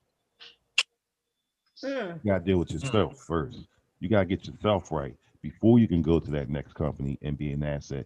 Because if you're still dealing with what's going on from that previous company, you're gonna get to that next company like, well, now I'm not going to trust the CEO. Now I'm not going to trust my supervisor because the last person, when you have to be strong enough sometimes to just stand up and say, you know what? I'm going to be broke for a couple months or whatever, but I'm going to go start my own company because this does not go along with what my core values are. Same difference. Yeah.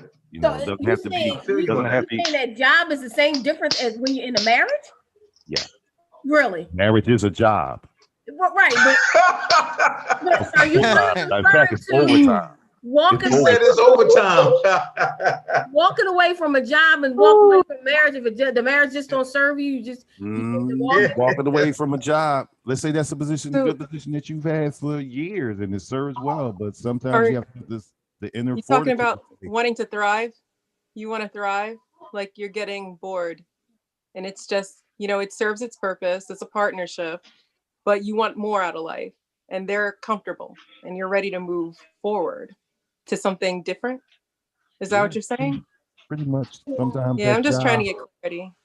Sometimes that job can not, you bring all these ideas to the boss and like, let's do this, and they're not really interested in nothing that you're doing. They have no interest whatsoever. All right, Mama, we want your help.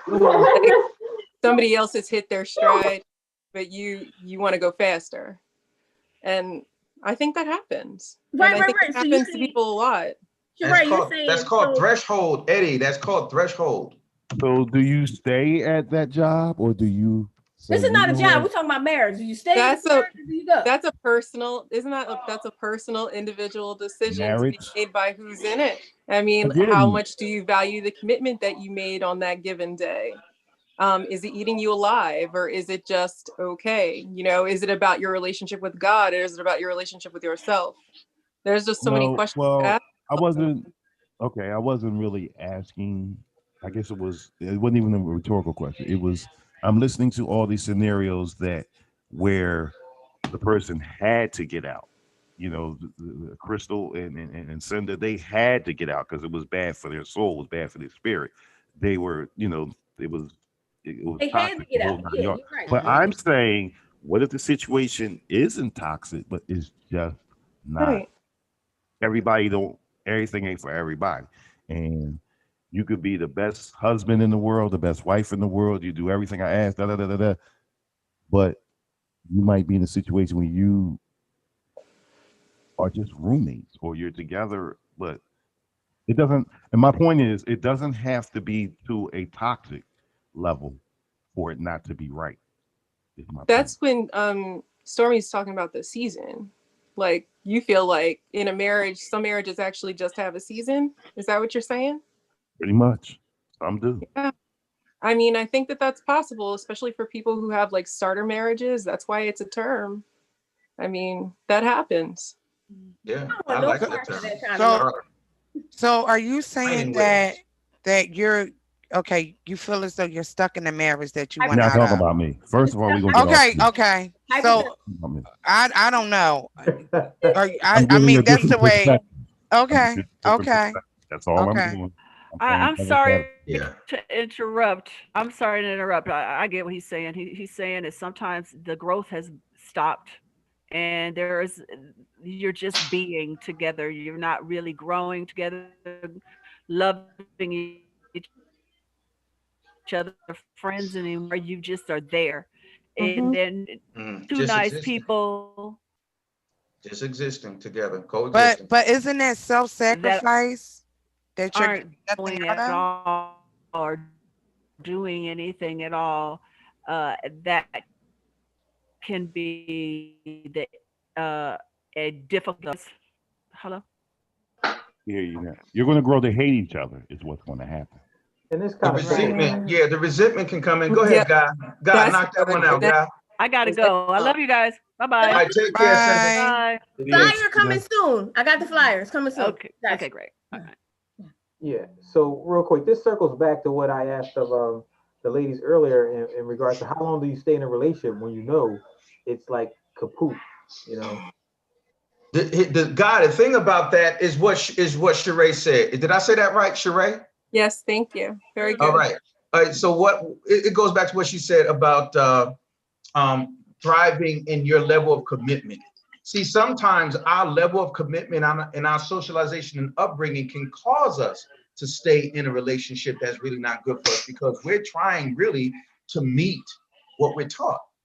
When really it goes back to what DJ Kid Disco said earlier, that sometimes people just don't fit spiritually and changes need to be made. Unfortunately, sometimes you find out this after you say I do.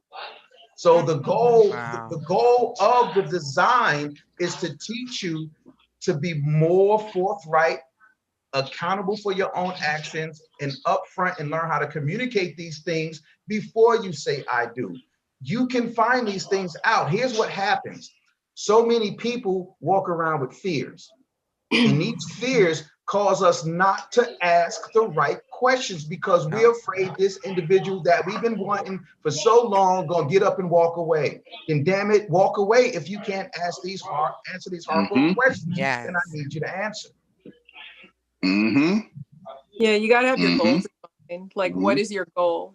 What is your goal? Are you at a point where you're trying to move ahead spiritually for yourself and this is holding you back to the point where you will eventually implode and you're going to need to get out? And I think when he's talking about communication, like sometimes like you won't know before you get married, and people do change during marriages, and all relationships, people evolve. And it's that goal of like working together to grow together. But if your goals are not aligned, then you're going to be growing apart. And if that person's growing apart is just, you know, they're comfortable and you're not, because you're going this way and they're just happy sitting here, then you're just kind of like at a point where you have to communicate that, like, this is where I'm at. This is what I'm feeling. You know, can you meet me? Can we grow? Can we work on this if that's where you're at? Because you're saying it's not bad. It's just not great. You know, if you want it to be great and you signed up for it to be great, that's why you have that big party, right? You celebrating how great it's all going to be for the next millennia, right? Then you're just like, you know, let's talk about how we can make it great again, right? Yes. And so I mean, you know, this is how it was. I was all excited and hyped about you, and now I'm not so hyped. Now you got we have to incorporate and communicate before you're resenting them. And I think like when we talk about that fear, people are having that fear of what saying, I was hey, saying. I'm ready to evolve, and I know you're going to say no, and I don't want the rejection of you saying no. So then that's where like childhood stuff will sometimes come up. You don't want to be rejected by this person you paired off with, so you don't want to say what you already know they're not going to really respond the way you want. This is where cheating starts to also happen, because you're like, well, I'm finding this excitement over here. I'm not finding it right here, but I don't want to say anything. And then I also don't want to, I don't got me shouting over here, Sheree. You got me shouting. It's like, because, you start to cheat because you don't want to communicate, because you have a fear of rejection in one way or the other. And then there's also some selfishness sometimes wrapped up in there, where you're just like, well, I love you. I don't want to lose you. I know you don't want to grow and be cool on Saturday and Sunday, but Monday through Friday, I want to be over here. And that happens too. But communication is key. So is your commitment to the marriage and your partnership, or is the commitment to you and your personal growth? Is your commitment to God and his rules and regulations? You got to figure out there who also you are some instances. There are also some instances where it's that you don't want to cheat. That's not your goal. You're not even trying to cheat. You're just like, you know what? I love you, but I don't like you. So why don't I do this? I love you and respect you.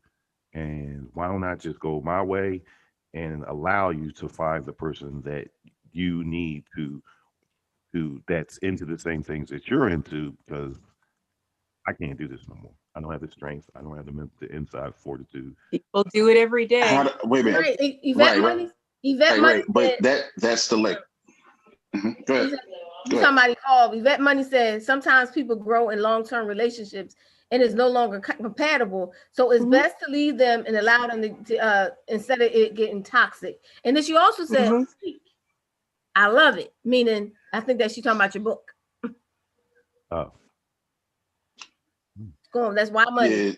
Yeah, what I was gonna say is that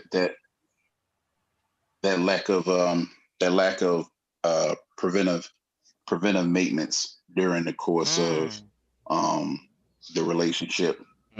I'm a person. I hear what King Kid Disco is saying, and I definitely understand where that is. But even because I was going to ask, well, how do you get to I do, and how do you get to those places? But then I'm thinking about it. Yeah, it does happen, and it's because of the absence of preventive maintenance. It's because of the absence of preventive maintenance. I'm the kind of person that if we've been kicking it or we've been around each other long enough, I'm gonna ask you, when nothing's going on, why do you like me? Why you like me? What makes me so special? What makes you want to put up with me? And then like I know my shortcomings, trust me, and I don't have a problem. That's why I say anybody try to say, nigga, you did and fill in the blank. I'm like, I told you that. I told you that about me. But look how long it took for you to discover that. I said, I told you, I had my moments, I had my moods. I said the things that I was doing that I included you in as a part of my life into while I was in the gym, on TV, on radio, on stage, on television. Wow, these are things that I was doing, and I made time for you amongst and in those things. But now there's a ebb and flow to the entertainment business that I will have times that are more busy than others and have times that are more relaxed than others. And when you start saying, "Oh, you so busy all the time," this is peak filming season. I got to get out here and get this work. Oh, you on Zoom again for the, yeah, that's the part of what we do with the show. This is for Saturday, and this is that time. Oh, well, we stop, hold on. Let's have this conversation, but let's not have it like this.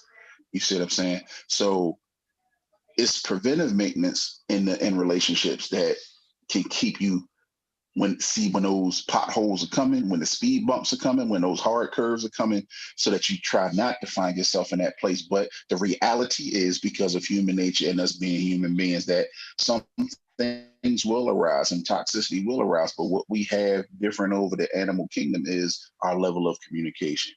We should be able to talk about the goings-ons, right? We should be able to have the goings-ons to be able to discuss the goings-ons, even when there's nothing wrong. Right. We sit down eating a cheesesteak or eating dinner. Yeah. But you know what? Yeah. Hold on, y'all, because everybody has a very valid point. Everybody, I'm listening to everything. You can have an instruction manual, YouTube University, everything right in front of you. And it all makes sense when you're reading it, and yeah, yeah. But until you actually in that physical realm, all this good-ish that we just talked about, it's compute. It's not going to, because every scenario you guys are giving blanket pretty much scenario or blanket answers or whatever. Here's my answer to what all of these scenarios we just talked about. What is the answer? There is no answer. It's what worked for you. Which is the answer. Which is But that's the answer. And that's the answer. That was something that everybody at one point said a while ago. Is again, what's for you is for you. Right. Hold on. But see, here's another thing. Here's another angle with that. I can do all of the pre-prep work, right? I can do the due diligence and talk and spend time, he and all that old good stuff. And it all sounds good when you're playing house. But once you actually are in that house together, all of that pre-stuff that you put in, nope. Because it's a totally, shit just got real. Because now you didn't say that I do, and now you share the same address. See, before you were talking about what you would like to happen, how you would like for this to be, how you would like for that. But then when the grits hit the pan and you right there in the middle of it, now it's like, okay, now you in this situation where hey, who yelling at somebody pretty much crap to get off the pot. So is somebody chastising their kids in the background? I'm sorry, Eddie. I was trying to keep going and act like I ain't hear it, like I didn't see the road crawling up the wall, but I'm sorry, Eddie. Somebody sound like somebody chastising their kid. That's the problem with black folks. You can be talking about some serious stuff, rubbing, and there's always one asshole like myself. They're gonna say, "Y'all don't see that roach crawling up the wall." So I'm the only one that see that roach. But no, I guess what I'm saying. Skills. That's survival. What I'm trying to say in a nutshell is that everything ain't for everybody, and everybody has different ways. So yeah, all of that stuff sounds great. It sounds fluffy. It sounds empowering. It sounds correct. It all sounds correct. So let's say hi to LaShawn. I'm sorry. But it's a LaShawn said hi. I want to make sure. Hey, LaShawn. Hello. LaShawn said hi, TC. Hi, Antoinette. Hi, oh, that is you. TC, hi, me. Hi, LaShawn. Hi, babe. Say hi to LaShawn. So again, y'all treat me like I stink. Damn, LaShawn. Because we know it don't happen for everybody. We ain't treat you like you stink. I just wanted to make sure that I said that while she was listening. That's all. Hey, look, what's this show called? Single, right? Single on a Saturday night. Yeah. Okay, so a lot of ideas that we're putting forth is going to help people not to be single on a Saturday night. Right. Single people. Hold on. Even married people, because you got married people that's still single. So don't let that smooth taste fool you. Nikki. She's you heard Dr. Nikki, she married and still dating. So what did I tell you, player? Like, come on, Pep. That's a whole. But guess what? But guess what? King did. All these ingredients go into the stew, though. So what you're adding is important and prevalent because it all goes into the part of what everybody's saying, and we have to have that idea that you have also, because that is the possibility, that is a way that things operate for some people. So it has to be an option as well. Okay, I heard somebody say roommates. If I got it, if my wife, if we became roommates, you serve no purpose. I don't need a roommate. Oh, half the rent is paid. Shit. Even good roommates. Well, I'll just go get me a second job. No, I feel like this. That's not right, because if you make a commit, I mean, I understand it's extenuating circumstance that we have to get out, but there's times that it's either if it was something and you feel like you can get it back, then try to get it back. You don't keep jumping in, jump right out. Try to make it work. If it doesn't work, if you've done all that you possibly can do to make sure it can work, then you go. But do the work. This is sometimes you get to this point in any relationship, whether you just you got to do some work. At some point, you got to do some work to get that chemistry back, because you gonna get tired of somebody. Period. That's period. Whether you in love one day or not, you got to do some work to get it back. You can't just jump out. You can't. But that's the thing. People are doing the work, but they're doing the work on the outside instead of bringing the work into the home and giving it to your wife or your husband or your mate. They'd rather take it on the outside, whether to sit down with their mate and look at them face to face and talk to them, have that difficult conversation.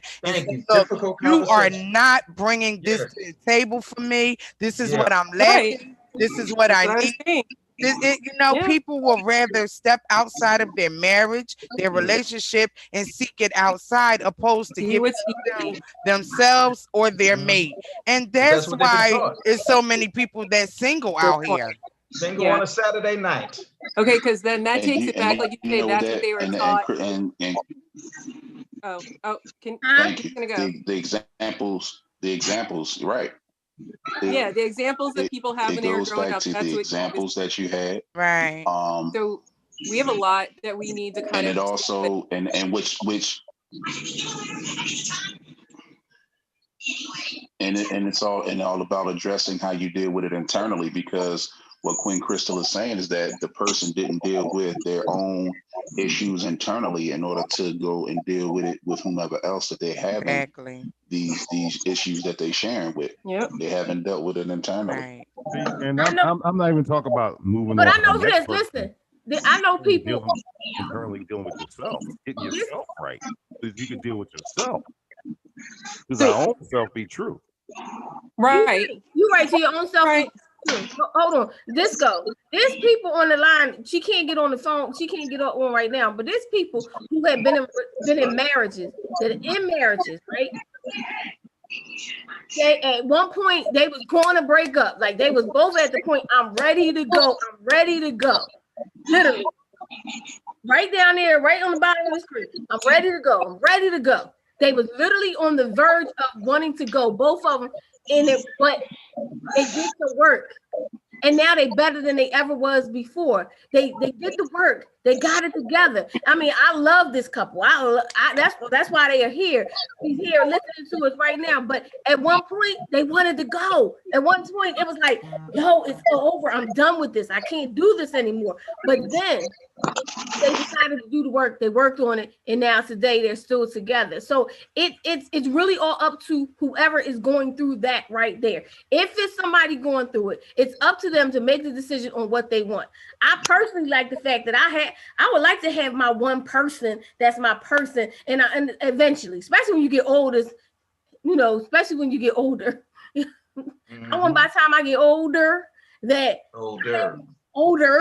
I have my person. You know what I mean? She's right. Yes, sir. Yes, sir. Everything she talking about, everything Shelly talking about, everything that Eddie was talking about on a job, in a job scenario, when we talk about getting things right after an error is made, we call that what on a job? A corrective action, right? In relationships, we forget to follow that same theory. a corrective action. Exactly. What are we going to do to correct these things that are wrong? Boom. Absolutely. You said it. You dropped the mic. Drop that mic, Marie. And like you said, and I also wanted to. I'm sorry. I also want to. Oh, Eddie. Okay. Hi. I'm going to do a whole nother shameless plug because y'all wonder who Miss Crystal is. Come on, Crystal. She is my newest co-host for the Melanated Morning Show that comes on this radio station that we're listening to, Grown Folks Radio. Say hi to the people, Philly Billy. Hello. You know I be tuning in all the time. Yes, you do. Yes, you do. Yes, and we appreciate you, Billy. Yes, we do. That brother's there every day, no matter who. I can have a trained chimpanzee on there. He's on there. And I'm on there, be like, train that motherfucker. That's why you gotta go out and support the book. Make sure everybody go out and buy the book. The Design, Dating Purpose, Malik Truth. Go buy the book. Buy the book. And thank you to everybody that is watching online. Matthew is watching. Oh, look, there's the book. Matthew is watching. That's the Design, Dating Purpose. David McFadden, aka Snook Chaos, is watching.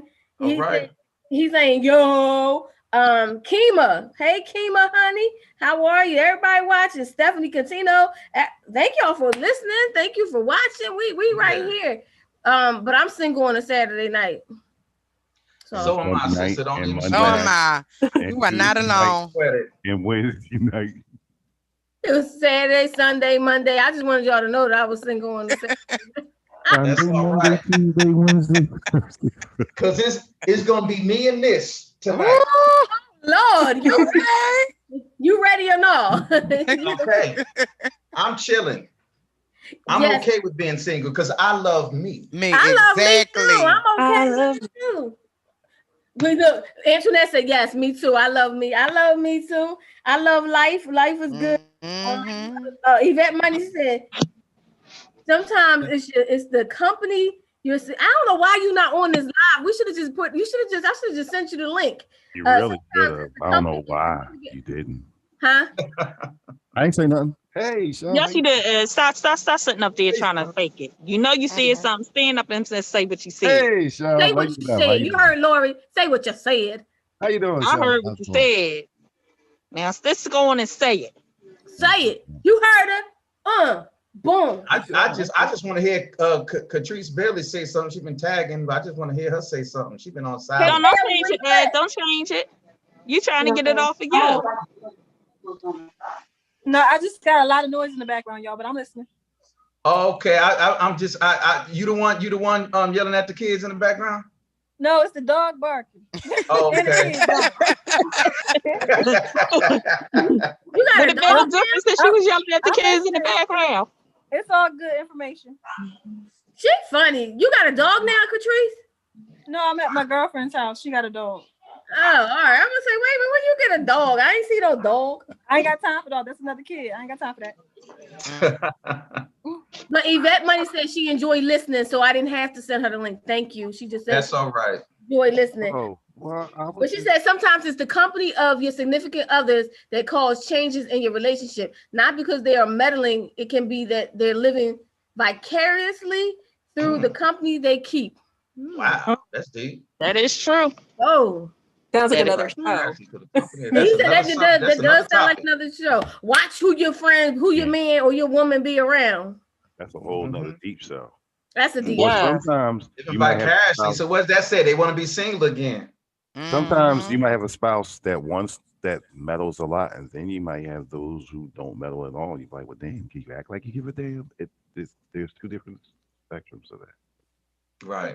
It is two different segments, but I just didn't want to keep everybody because we're way after our time, which was 4 o'clock. So we had fun. Yes. Damn, that was enjoyed it. Yeah. I just wanted to end it a long time ago, but y'all kept talking. That's all right. Hey, Crystal, so let's close it out appropriately. Thank you. I enjoyed it. And we get back to it. I had to get my book today. Yes, ma'am. Yes, get the book. I got it right here on the Kindle. It was easy. It was so easy. And then I pushed the word play. Because you know, a Kindle got play. The play. I know, but it's something about just holding the book and smelling book. it and just reading the words. Because you He said smelling it though. Yeah, smelling it. You smelling them books. Smelling that knowledge. Them Smell the words. truth. Taking it in. Smell that truth. Smelling that truth about the truth. They know he dropping all that truth on you. Hey, and look, when if you cash at me, I send a personal copy. I put a little Dolce and Gabbana on there for you. You know. Okay. He said Dolce and Gabbana. Okay. You got some Dolce and Gabbana. I'm gonna get a personal copy. This Monica, I want to get a signature. Monica said she want what? What you want? I want a personal copy, like a personal copy with a little, signed and stuff like that. Signed, sealed, delivered. Yeah. That's what I'm saying. She wanted signed, sealed, and delivered. Malik Truth. Hey, the cash app is right there. I got you. All right. And I didn't have. Will, and you'll mail it out to me. I'll send you the address. I sure will. You want Dolce and Gabbana on it, or you want Burberry? Burberry. Whatever is the top line twist to it. I just want whatever the top line. Okay, I got you, Monica. I got you. All right, my brother. Thank you. Yes, ma'am. Check the chat. I didn't get to introduce you to Sheree. I know you were talking to Sheree. Sheree is our team, an all-star from Motivation Monday. Single on the Saturday night. She is a therapist. Is that what I'm called? Psychotherapist. Yeah. Psychotherapist. Psychotherapist. What's your specialty, sister? Massage therapist. What's your specialty? Right now I'm working with children and families. Okay. All right. Yeah, but so are you an LMFT? No, not currently. LCSW? Not licensed currently. Okay, all right. I feel you. I ain't gonna put you out there. Working on my license. Just come on, Florida. Yes. So, why are you looking for one? Because I know some. No.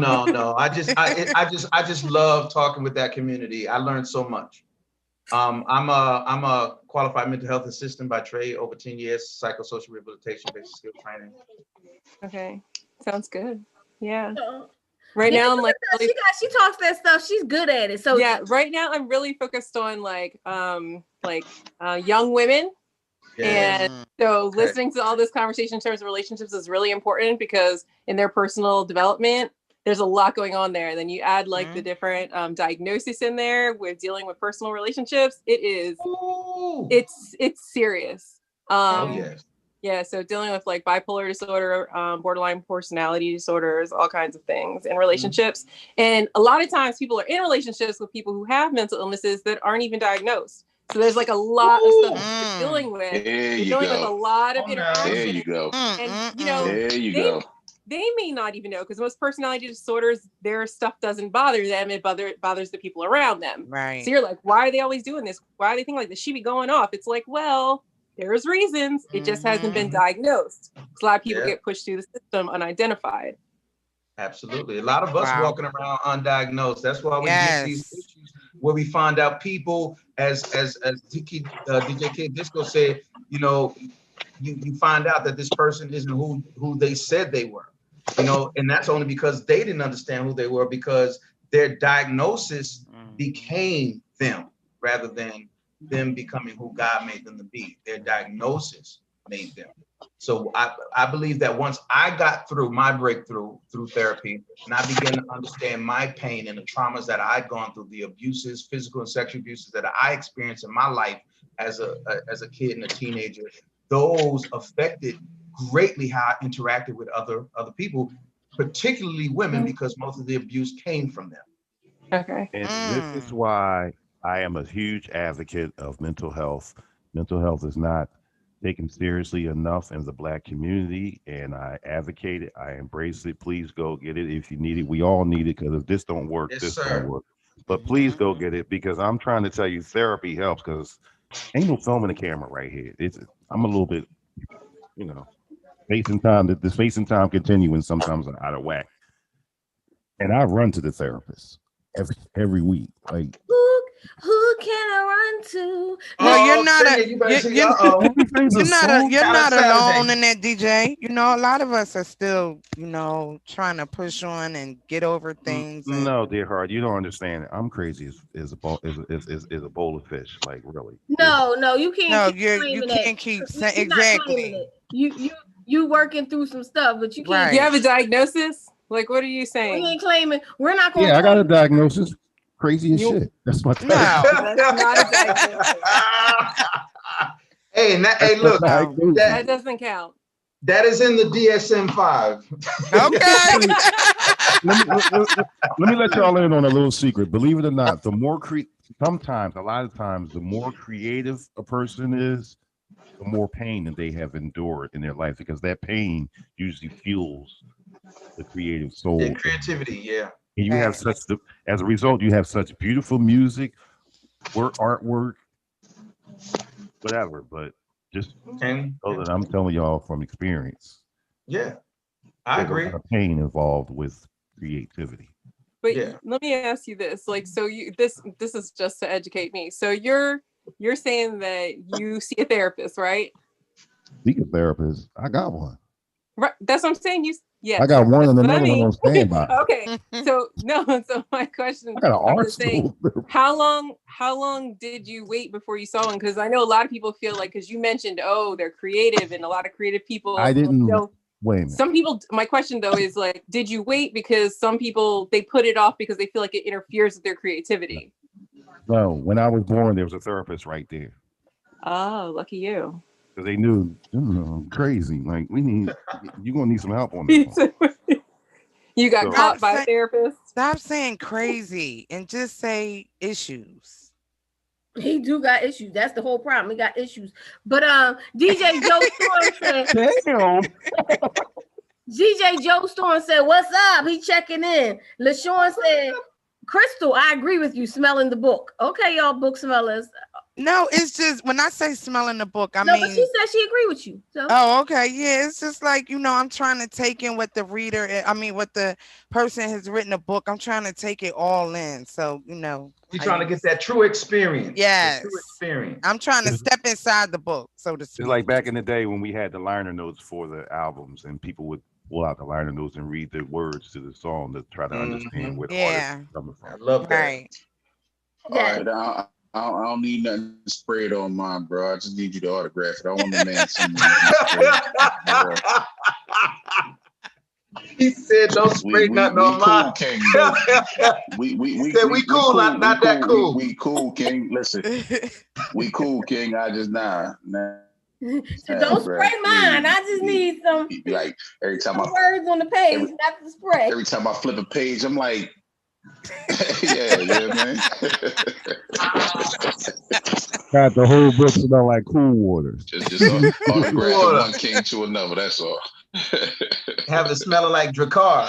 Oh, hey, don't knock Drakkar, bro. Isn't that old back in the day? Hey. We ain't gonna call it old. We're gonna call it a classic. Don't get it classic. Don't call it a classic. But if it works, yo, you know how many invites I got to the big show because of Drakkar? Okay, Drakkar. But ain't nothing like a good smelling man. I don't care as long as it smells good. Ain't nothing like a good smelling man. We do that. Not all of y'all. There's some men out there. Uh-oh. Okay, hold on. Wait, stop. Wait, stop.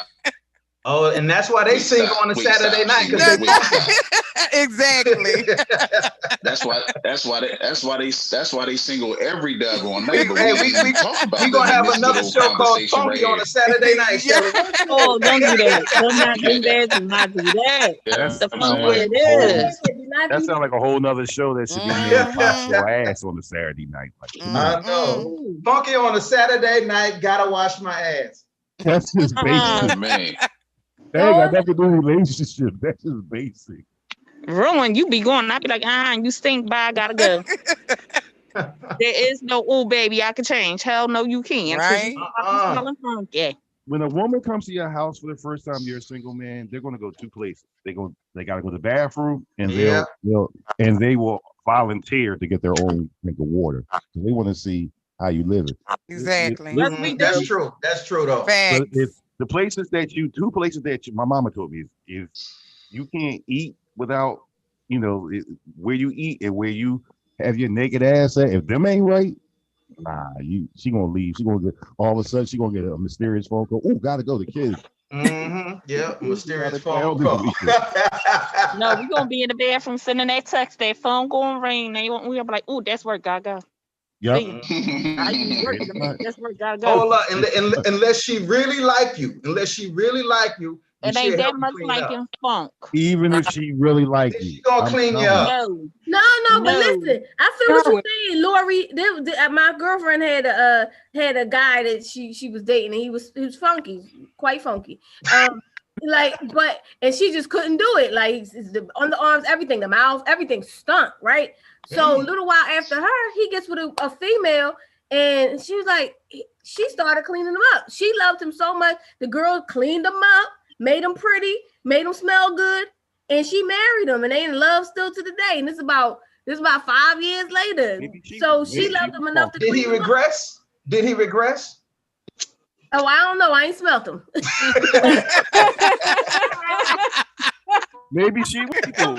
But during that time, he was different. During that time, he smelled better. He looked better. You could see the progression. So she saw something in him and was like, I'm gonna take this rough diamond and I'm gonna shine it on up, and then I'm gonna have me a man for the rest of my life that's gonna give it to me right. So that's what I'm saying. You gotta God bless her. Exactly. Clean them up.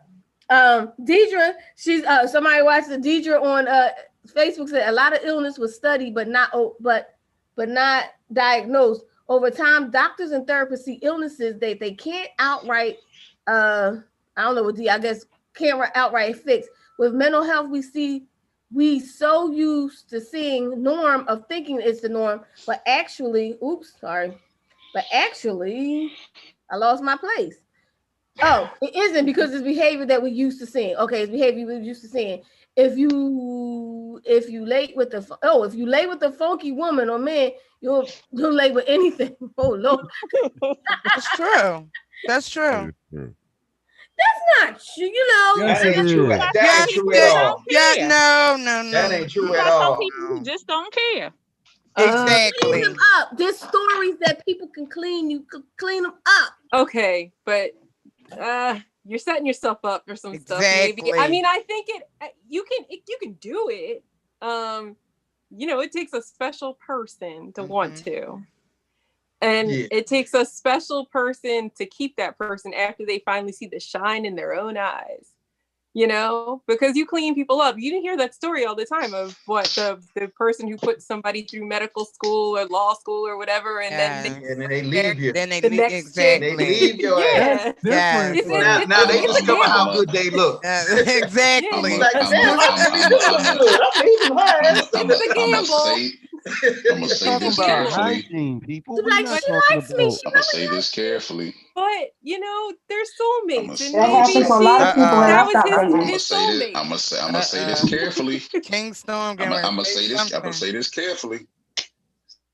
Trash men don't always smell good. Mechanics don't always smell good. You going on that? That's different. That's we're talking about hygiene. We talk no. Wait. I'll listen to y'all and y'all shenanigans. Okay, bro. I listen to y'all and y'all input. All I'm saying is, again, this is what we talked about. Is it about the circumstances or the person? But we're talking about the circumstances. Well, that is the person. We're talking about the person. Right. We're talking about the person. But what if they all the way around are good people? They look good. They have good qualities. They fit a lot of your criteria, but they just funky. So you need to find out why. Exactly. Is that a deal breaker for you? Right. For most people, it is. If it's not a deal breaker, that's your business. Not saying it. Is it a deal breaker for me? What I'm saying is it a deal breaker for me? I have to communicate and find out what's going on and where I can help input some change if it's willing to be accepted. Now, if I get one of them people that they're natural and don't like to use deodorant, but they shower just have a pH that's an issue. See, then that's dietary. So I got to start feeding them some pineapples, some peaches, some oranges, some collard greens. That's cool. Yeah. If you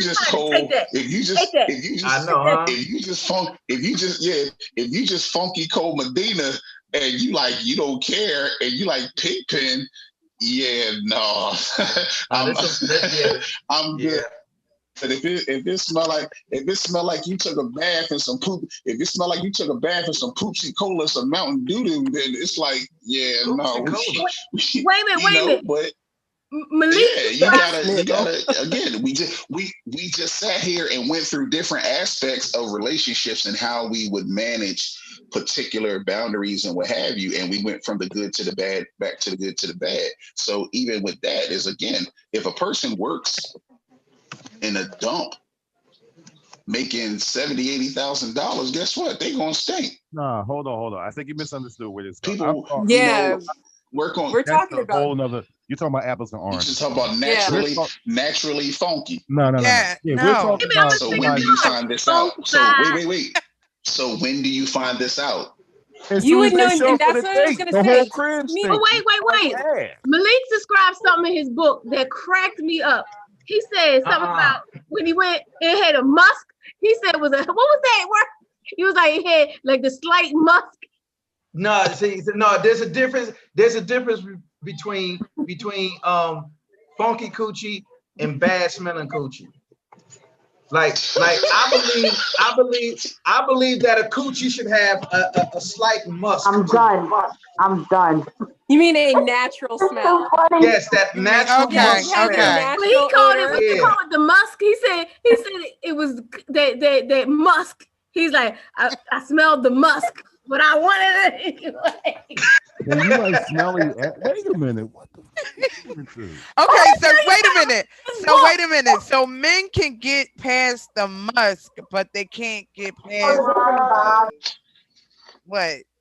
Hey, no. There's different. There are different levels. It's different levels. Aromas. There are different aromas, and y'all went. I do not. That's why he was talking about peaches.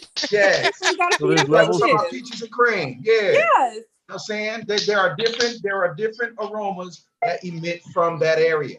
So there's levels to funk. And if you are there's 5 levels of funk. 5? Really? Well, but no, I'm only playing. But there's levels of funk. Okay, men have that as well. They, men have it too. Funky, and sweaty, and stuck together, and no air. But if you're coming from a job, that's one thing. If you showing up at your crib, talking about let's go, y'all showing up at the restaurant or whatever, and he's like old ass, that's a problem. Right, that is a problem. He just said. So again, I'm asking. Well. And that's a psychological problem, more than likely. That's what she said. It's a mental as well. They don't believe they smoke funky. That's a block right here. Used to it.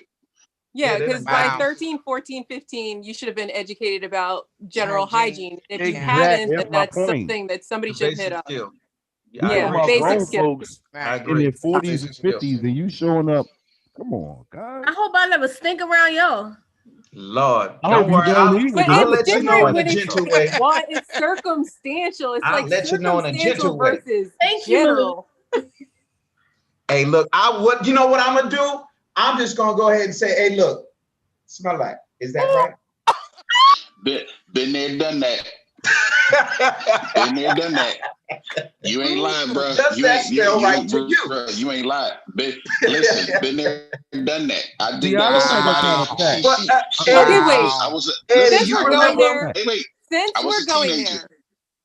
a teenager. I need to understand the circumstances upon which you did this, and then did you move forward and how?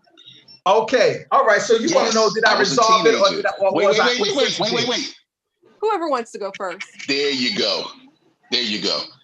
I was a teenager when it happened, and I was like, wait a minute, and then just like that, and she was like, what's that? That's you.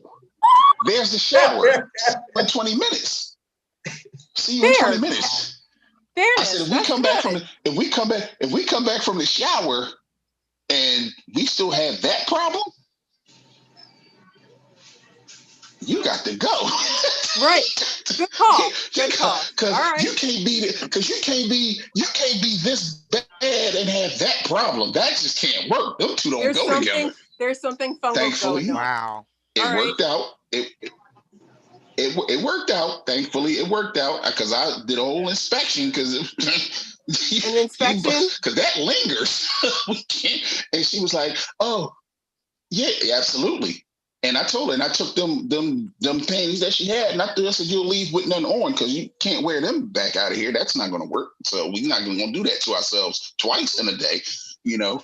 But yeah, but you about like being became sensitive. I her was willing parent. to give it a chance to improve. You realize you became a parent okay. in that moment. You parented the girl. It was all right. It was no, okay. That's the problem, guys. It was all right. She became a better woman. But for he it. was a teenager. She became a better woman for it. But But what about? Okay. As a grown man, she just went to therapist mode. That's the therapist posture. As a grown right now, as a grown right now, I think it was already stated there's a difference between bad smelling and odor. Because like Crystal said, you know, I'm an athlete. I play ball, so I know that at certain times I just can't be running up on you, especially if I know I just finished playing ball with the homies. Yes. Yo, let me take care of the salty meat first. Let me handle that first. If they don't know that that's the issue before ahead. you even get to that's the problem. Like, what are you thinking? You don't smell it.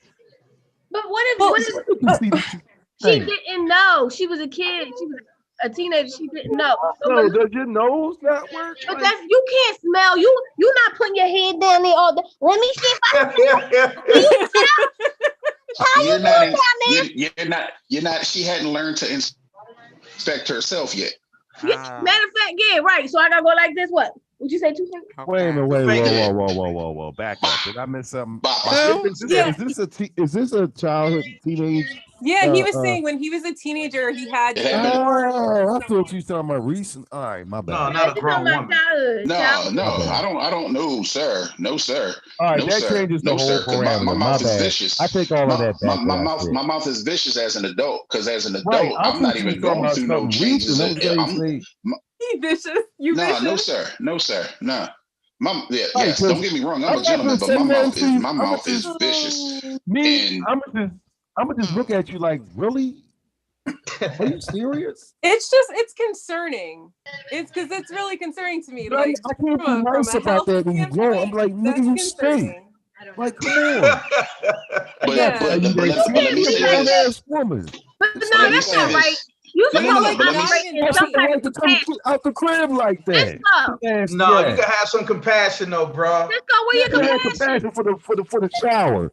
Okay, grown ass woman. You gotta have some compassion. So, but like he said, there's a difference between like she just came over and she was just nasty, right? Mm-hmm. And then there's something going on pH wise that's giving an odor, or there's some kind of disorder happening. Or if she said, "I'm gonna stop by after work."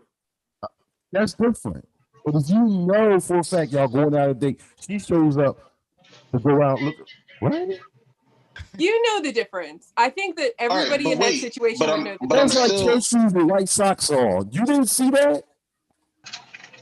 But I'm still on how do we get there? So how do we get there suddenly without either some kind of communication, or is this a part of the vetting process? Why you just can't say it?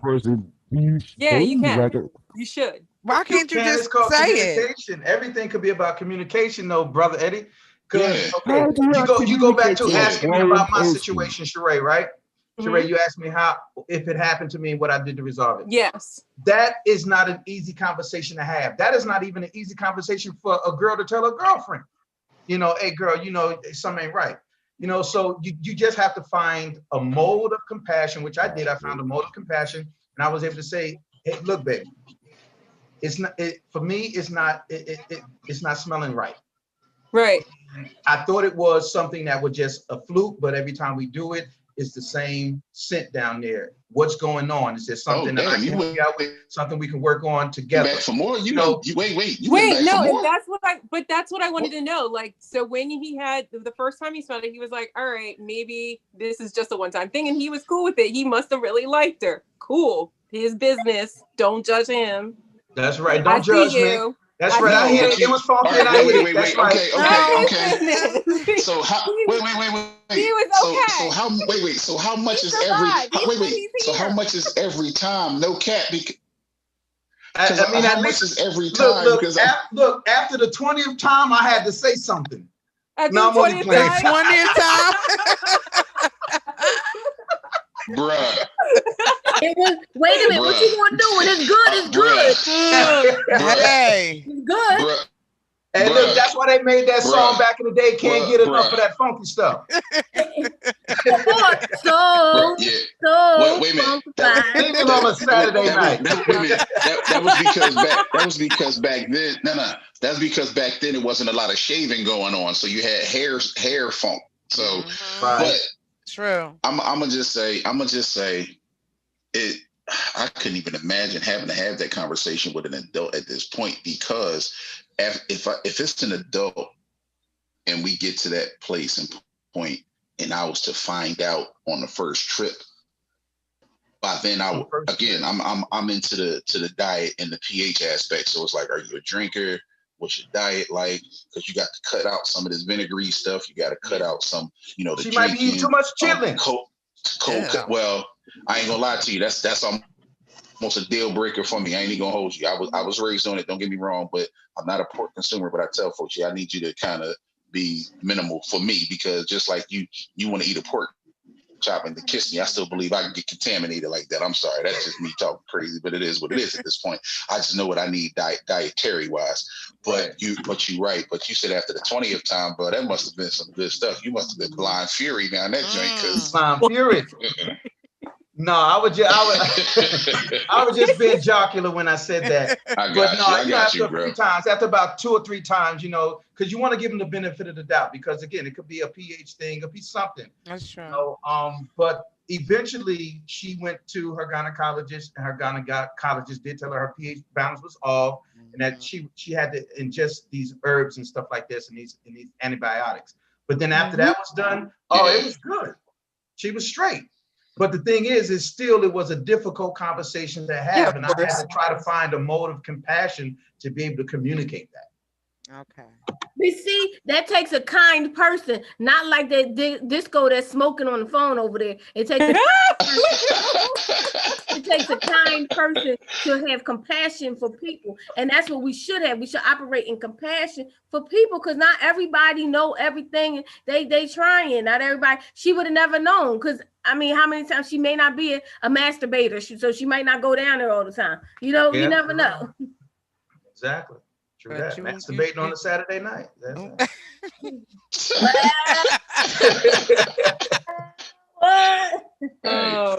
That's allowed too. That goes on too, champ. Gotta warm the player up before you put him in the game. Gotta warm the player up before you put him in the game. Listen, it goes in single on a Saturday night. When you've been single a long time, Well, honestly, I'm just actually recently divorced. So you're recently divorced. Is that I'm recently divorced, and I same thing as Cinda, chasing her down, trying to find her. Wow.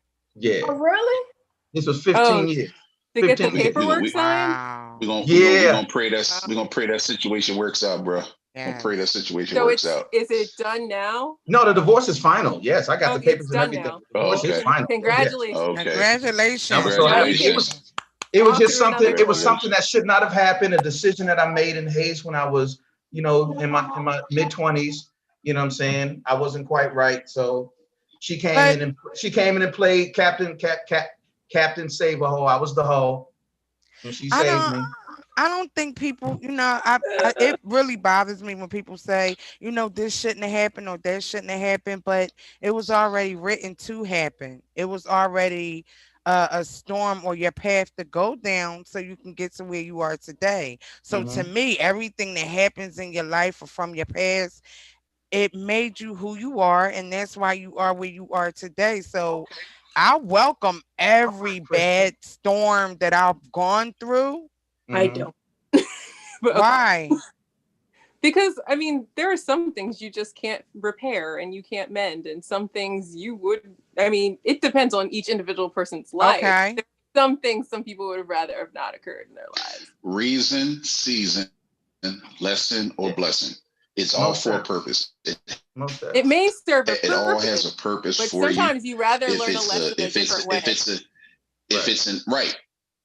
Some lessons you rather learn in another but way. that's the whole thing about not it. Our that's the whole way. thing about it. No, we just don't have a choice. But it's not your way. Exactly. And what happens is, did it make you smarter? Did it make you stronger? Did it make you smarter, make you stronger, make you better, make you wiser? True. Yeah. But sometimes we wish things could happen more. Sometimes you wish things could happen more efficiently. Like, he took 15 years for her to chase him down. Maybe he learned his lesson in 4. Not to say he didn't learn some other things on those. I don't know how many years. You said 15, right? 15. That's a pretty long time. I'm just saying that sometimes we wish things could wrap up in a neater way. I understand that you can learn from some things. You can learn from them. But look, we all have alternative. Look, if we want to be all metaphysical, I mean, we all have alternative lives that might be being lived in a certain kind of way or whatever. And you're learning different lessons. I mean, who's to say that if you would have gone a different path, you wouldn't have learned other great lessons or still learned the same lessons? I mean, we really don't know. So I understand that you don't like hearing it, but there's options. This is an infinite universe. That's true. I just believe that I got a question. I got a question for everybody. Who here has $2 million in the bank account right now at their disposal? Not me. Oh, everybody hands down.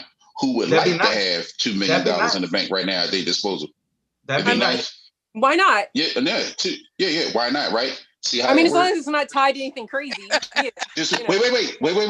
Just because you just because you don't have it doesn't mean there's not a reason why, and a reason why you can't get it. Your circumstance could have been different. My circumstance could have been different. I could have $2 million in the bank right now, but you know what I would have had to do? I would have had to let men have sex with me. I would have had to do unsavory things to diminish my manhood. I would have had to not been able to look myself woman could in raise her the hand mirror every day. I would have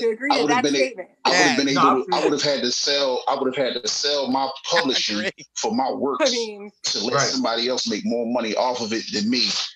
To say, I got $2 million in the bank, but I didn't have my situation pushed in. It's all about, again, it's all about the path and the choices that you make. So just understand, you are right where you're supposed to be, having had experience what you experienced to make you exactly who you are, because you are the example for whomever else is walking, like you said, either metaphysically, psychologically, or spiritually. Whoever's walking in a similar path, you are the example of how to make it through everything that you've been through to get exactly where you are. And you just made the point that I was going to make, that God has a perfect will and a permissive will.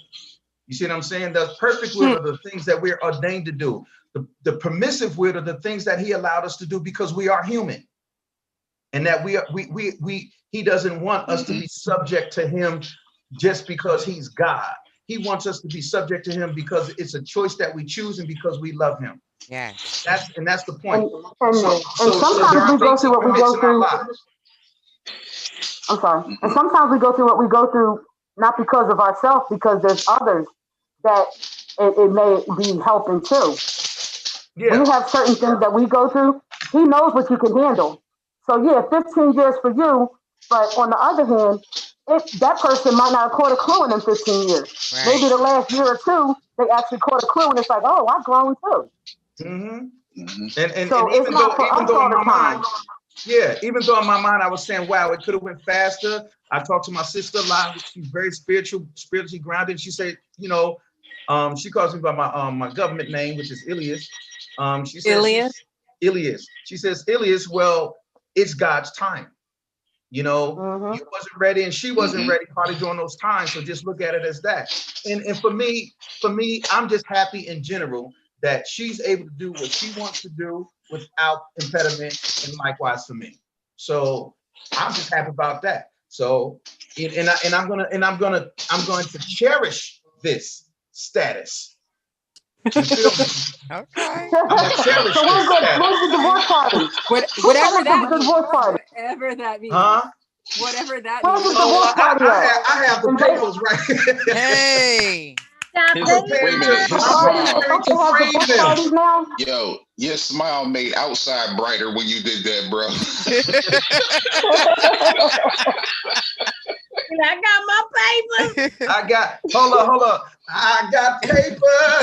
I got them freedom papers. Right? You got them freedom papers. I'm free now. I says I'm free now. I'm free now. I want to free. Okay, guys. I don't mean to interrupt, but I have to go. I take care of my mom on the daily, so Go ahead, sis. Girl, we understand. We an hour over schedule anyway, honey. I mean, because I really don't want to leave. I'm really enjoying this, just engaging. But nice to meet you. Nice to meet all of you. Have a good one. Peace, king and queen. Stay blessed. Yes, indeed. I'm going to see a lot more of her, so please. Yeah. And I'm gonna get ready to jump off here as much as I love y'all, but the brother is hungry. That's what I'm saying. I'm about to get us some of these leftovers. Yeah, I'm about to eat too, man. About to tear down. Nice meeting you all. Well, nice meeting you. Sheree, it was awesome meeting you, Sheree. Are you on Facebook or Instagram? I am. Do you see I put the link up there, Ilias Malik Jenkins? That's how you find me. I'm on like a different device today. To I can't find my phone. You put it in the chat. I think you put it in the chat, Sheree. And I have a look in the chat. message for all of you guys. Like take a screenshot of the chat. My Insta is all you guys. hold on. I can put in my Insta. I have a message for all you guys from Cinda. She just called me. She said, "Thank you, everyone, for the show, and thank you, Shelly. I think she had a very good time, and it was a pleasure to meet all of you. It was a pleasure to meet all of y'all." I'm slow when it comes to this. this. Thank you, Cinda. We appreciate you. She had to go because she's got other, engagements, but she just wanted to, But I understand that. Everybody, look. Like I said, we done did 3 hours. We did a 3-hour bid. Like we went over an hour. I'm not sure. We supposed to. That's all right, because I'm about to jet out. I had so much fun, Shelly Shell. Thank you, Malik. Thank you.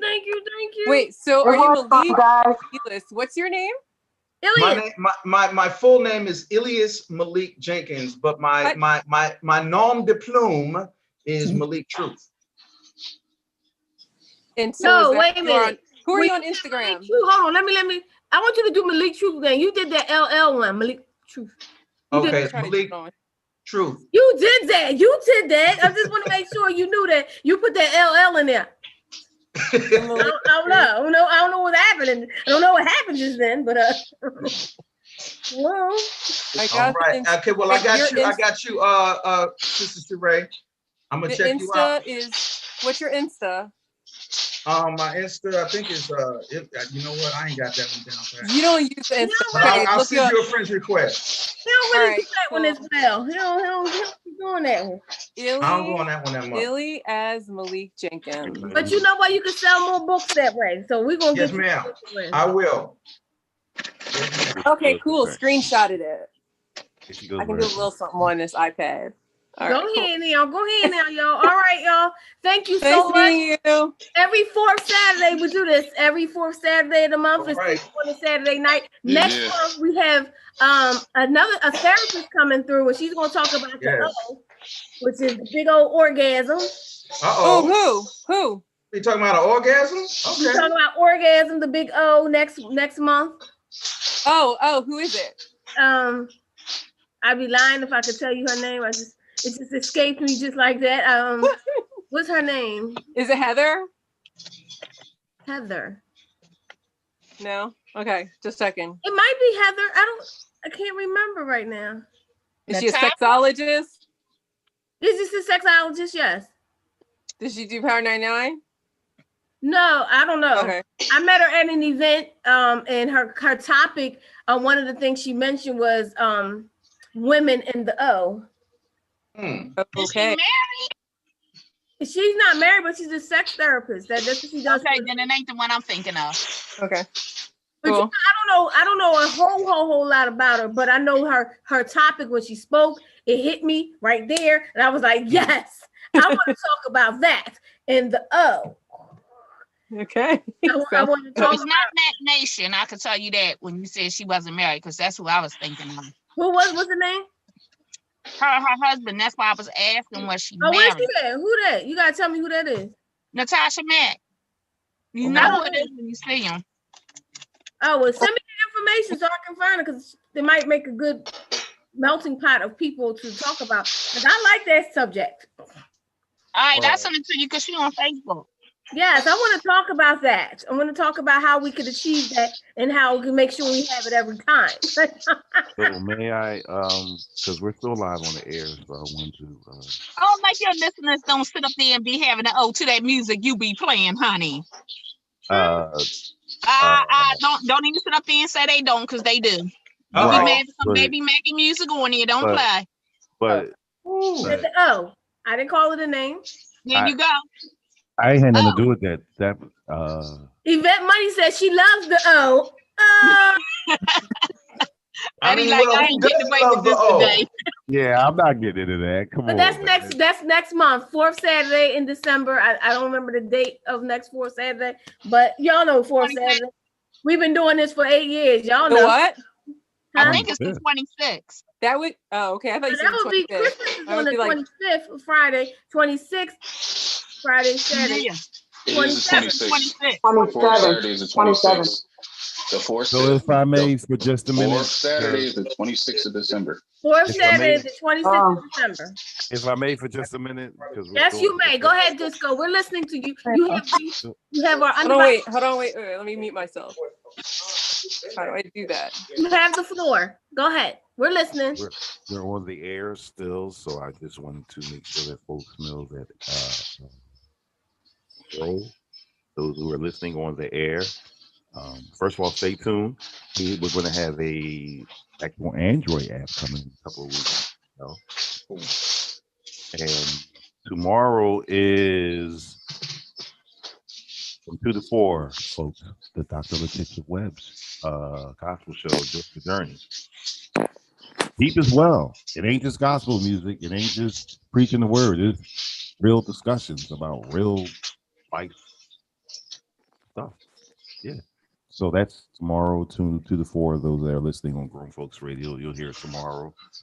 And Monday will be the return of the Melanated Morning Show, 10 o'clock. It will be Doc C, and Tuesday will be the return of that lady that just left, Miss Crystal. So, Grown Folks, we're about to sign off. Shelly Shell can give us the official sign off. All right, everybody listening on grownfolksradio.com. Continue to tune into Grown Folks Radio. We do this every day. There's always going to be something for you. This is the edition of Single on a Saturday night. We do this every fourth Saturday. So we will see you, and we'll see you momentarily, whenever. Just keep listening, because you know what I mean? It's grown folks time. That music. Time for the Christmas music. We're going to have a Christmas mix every hour. All right. Yes, I love all the mistletoe. Yeah, all that good stuff. Your vocals. I'm going to get to know you better this Christmas. Yeah. Okay, that's it. Oh, wow. Multi-talented. Okay. You see how they go. He's got some vocals on them. All inside is blazing bright. We gotta get him on the Indie Network, Shell. Sing it, Sheree. This Christmas will be stormy. I'm enjoying it. I don't know the words. That's right. I'm enjoying y'all right now. Y'all got Monica to sing, so man. Stormy's a hummer. It's the season. No, Stormy knows the words. Every time after the Sing on a Saturday night, we do karaoke. He is the one that entertains us every time. He can go rap. He can go sing. I mean, you like, where you at? You just left us out here. I was enjoying y'all. Listen, y'all was having turn. Everybody took their turn. It was your turn. It was your turn. Yes, exactly. It was. Yes. My bad. Go ahead. It's next time. Will be a very special Christmas. Go on now. For me.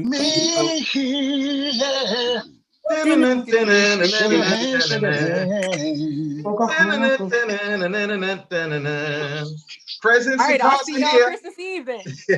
Oh, he got Y'all it. wow. He got it. Y'all He wow. got it. This is what happens when you get this. I'm telling you, we missed the live, but you know what?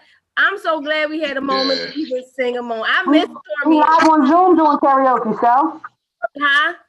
We're live on Zoom doing karaoke. Doing karaoke, yes. I miss Stormy and Sheree when they start singing at the end. Yes, they do. But y'all, I know it's been a minute. Kay Bailey, I see you down there. Victoria, I see you down there. I know y'all not on camera, but thank y'all so much. Thank you to everybody who's here. Go get your food because I know everybody gonna eat. Have a happy holiday. Happy holidays, y'all. I'll see y'all again. Shelly, I'll be talking with you. Eddie, I'll be seeing you too. Yes. We will see you soon. My birthday is Monday. I need a shout Your birthday Monday? out somewhere from somebody happy on birthday. social media. So we're gonna be kicking. Oh, I got you. We're gonna be kicking it. We're gonna be having Happy birthday. Happy birthday. So the Lord allowed another revolution around the sun. So yeah, I mean, we gonna make it do what it do, y'all. Y'all stay safe. Love y'all. All right, y'all. I'm out of here. Peace, love, and blessings. Love. Speaking of birthdays, real quick. Bye, everybody. Speaking of birthdays, I might actually have a Zoom birthday party in a couple of hours. In a couple hours? Yeah, later on tonight, like around 8 o'clock tonight. I'm really thinking about having a Zoom party with just music. Should. And y'all with it? Are y'all with it? Yes. 8 o'clock. You should have one. It'd be good. Joe, you Just got have a party and go on. You got. I mean, if you put it together, we will come on. I'm gonna be working while I do it. Whistle while I work. Tell us something new. Tell us something new. Whistle while you twerk. You know what? Don't get me started. Work and work. Go ahead, girl. Show them how you do it, Shell. Don't get me started. And I gotta find my phone. But you know what? Then it's official, y'all. 8 o'clock tonight, we're gonna have a Zoom party. We're gonna have a Zoom birthday party for me and Stormy. Miss Stormy's joining us. All right, so happy birthday, you guys. Just send me the link. Man, I'm trying to find where I'm gonna watch the fight. I'll see you later. Thank you for letting me in, Shell. That's right. The fight is on tonight. Yes. See you guys later. Take care. Bye. Good night. Oh, tell Juan I said what's up. Who? I will. I'm gonna tell him. Okay. You look good. She does. She looks beautiful. And She really does. That piece, Antoinette. Oh, thank you.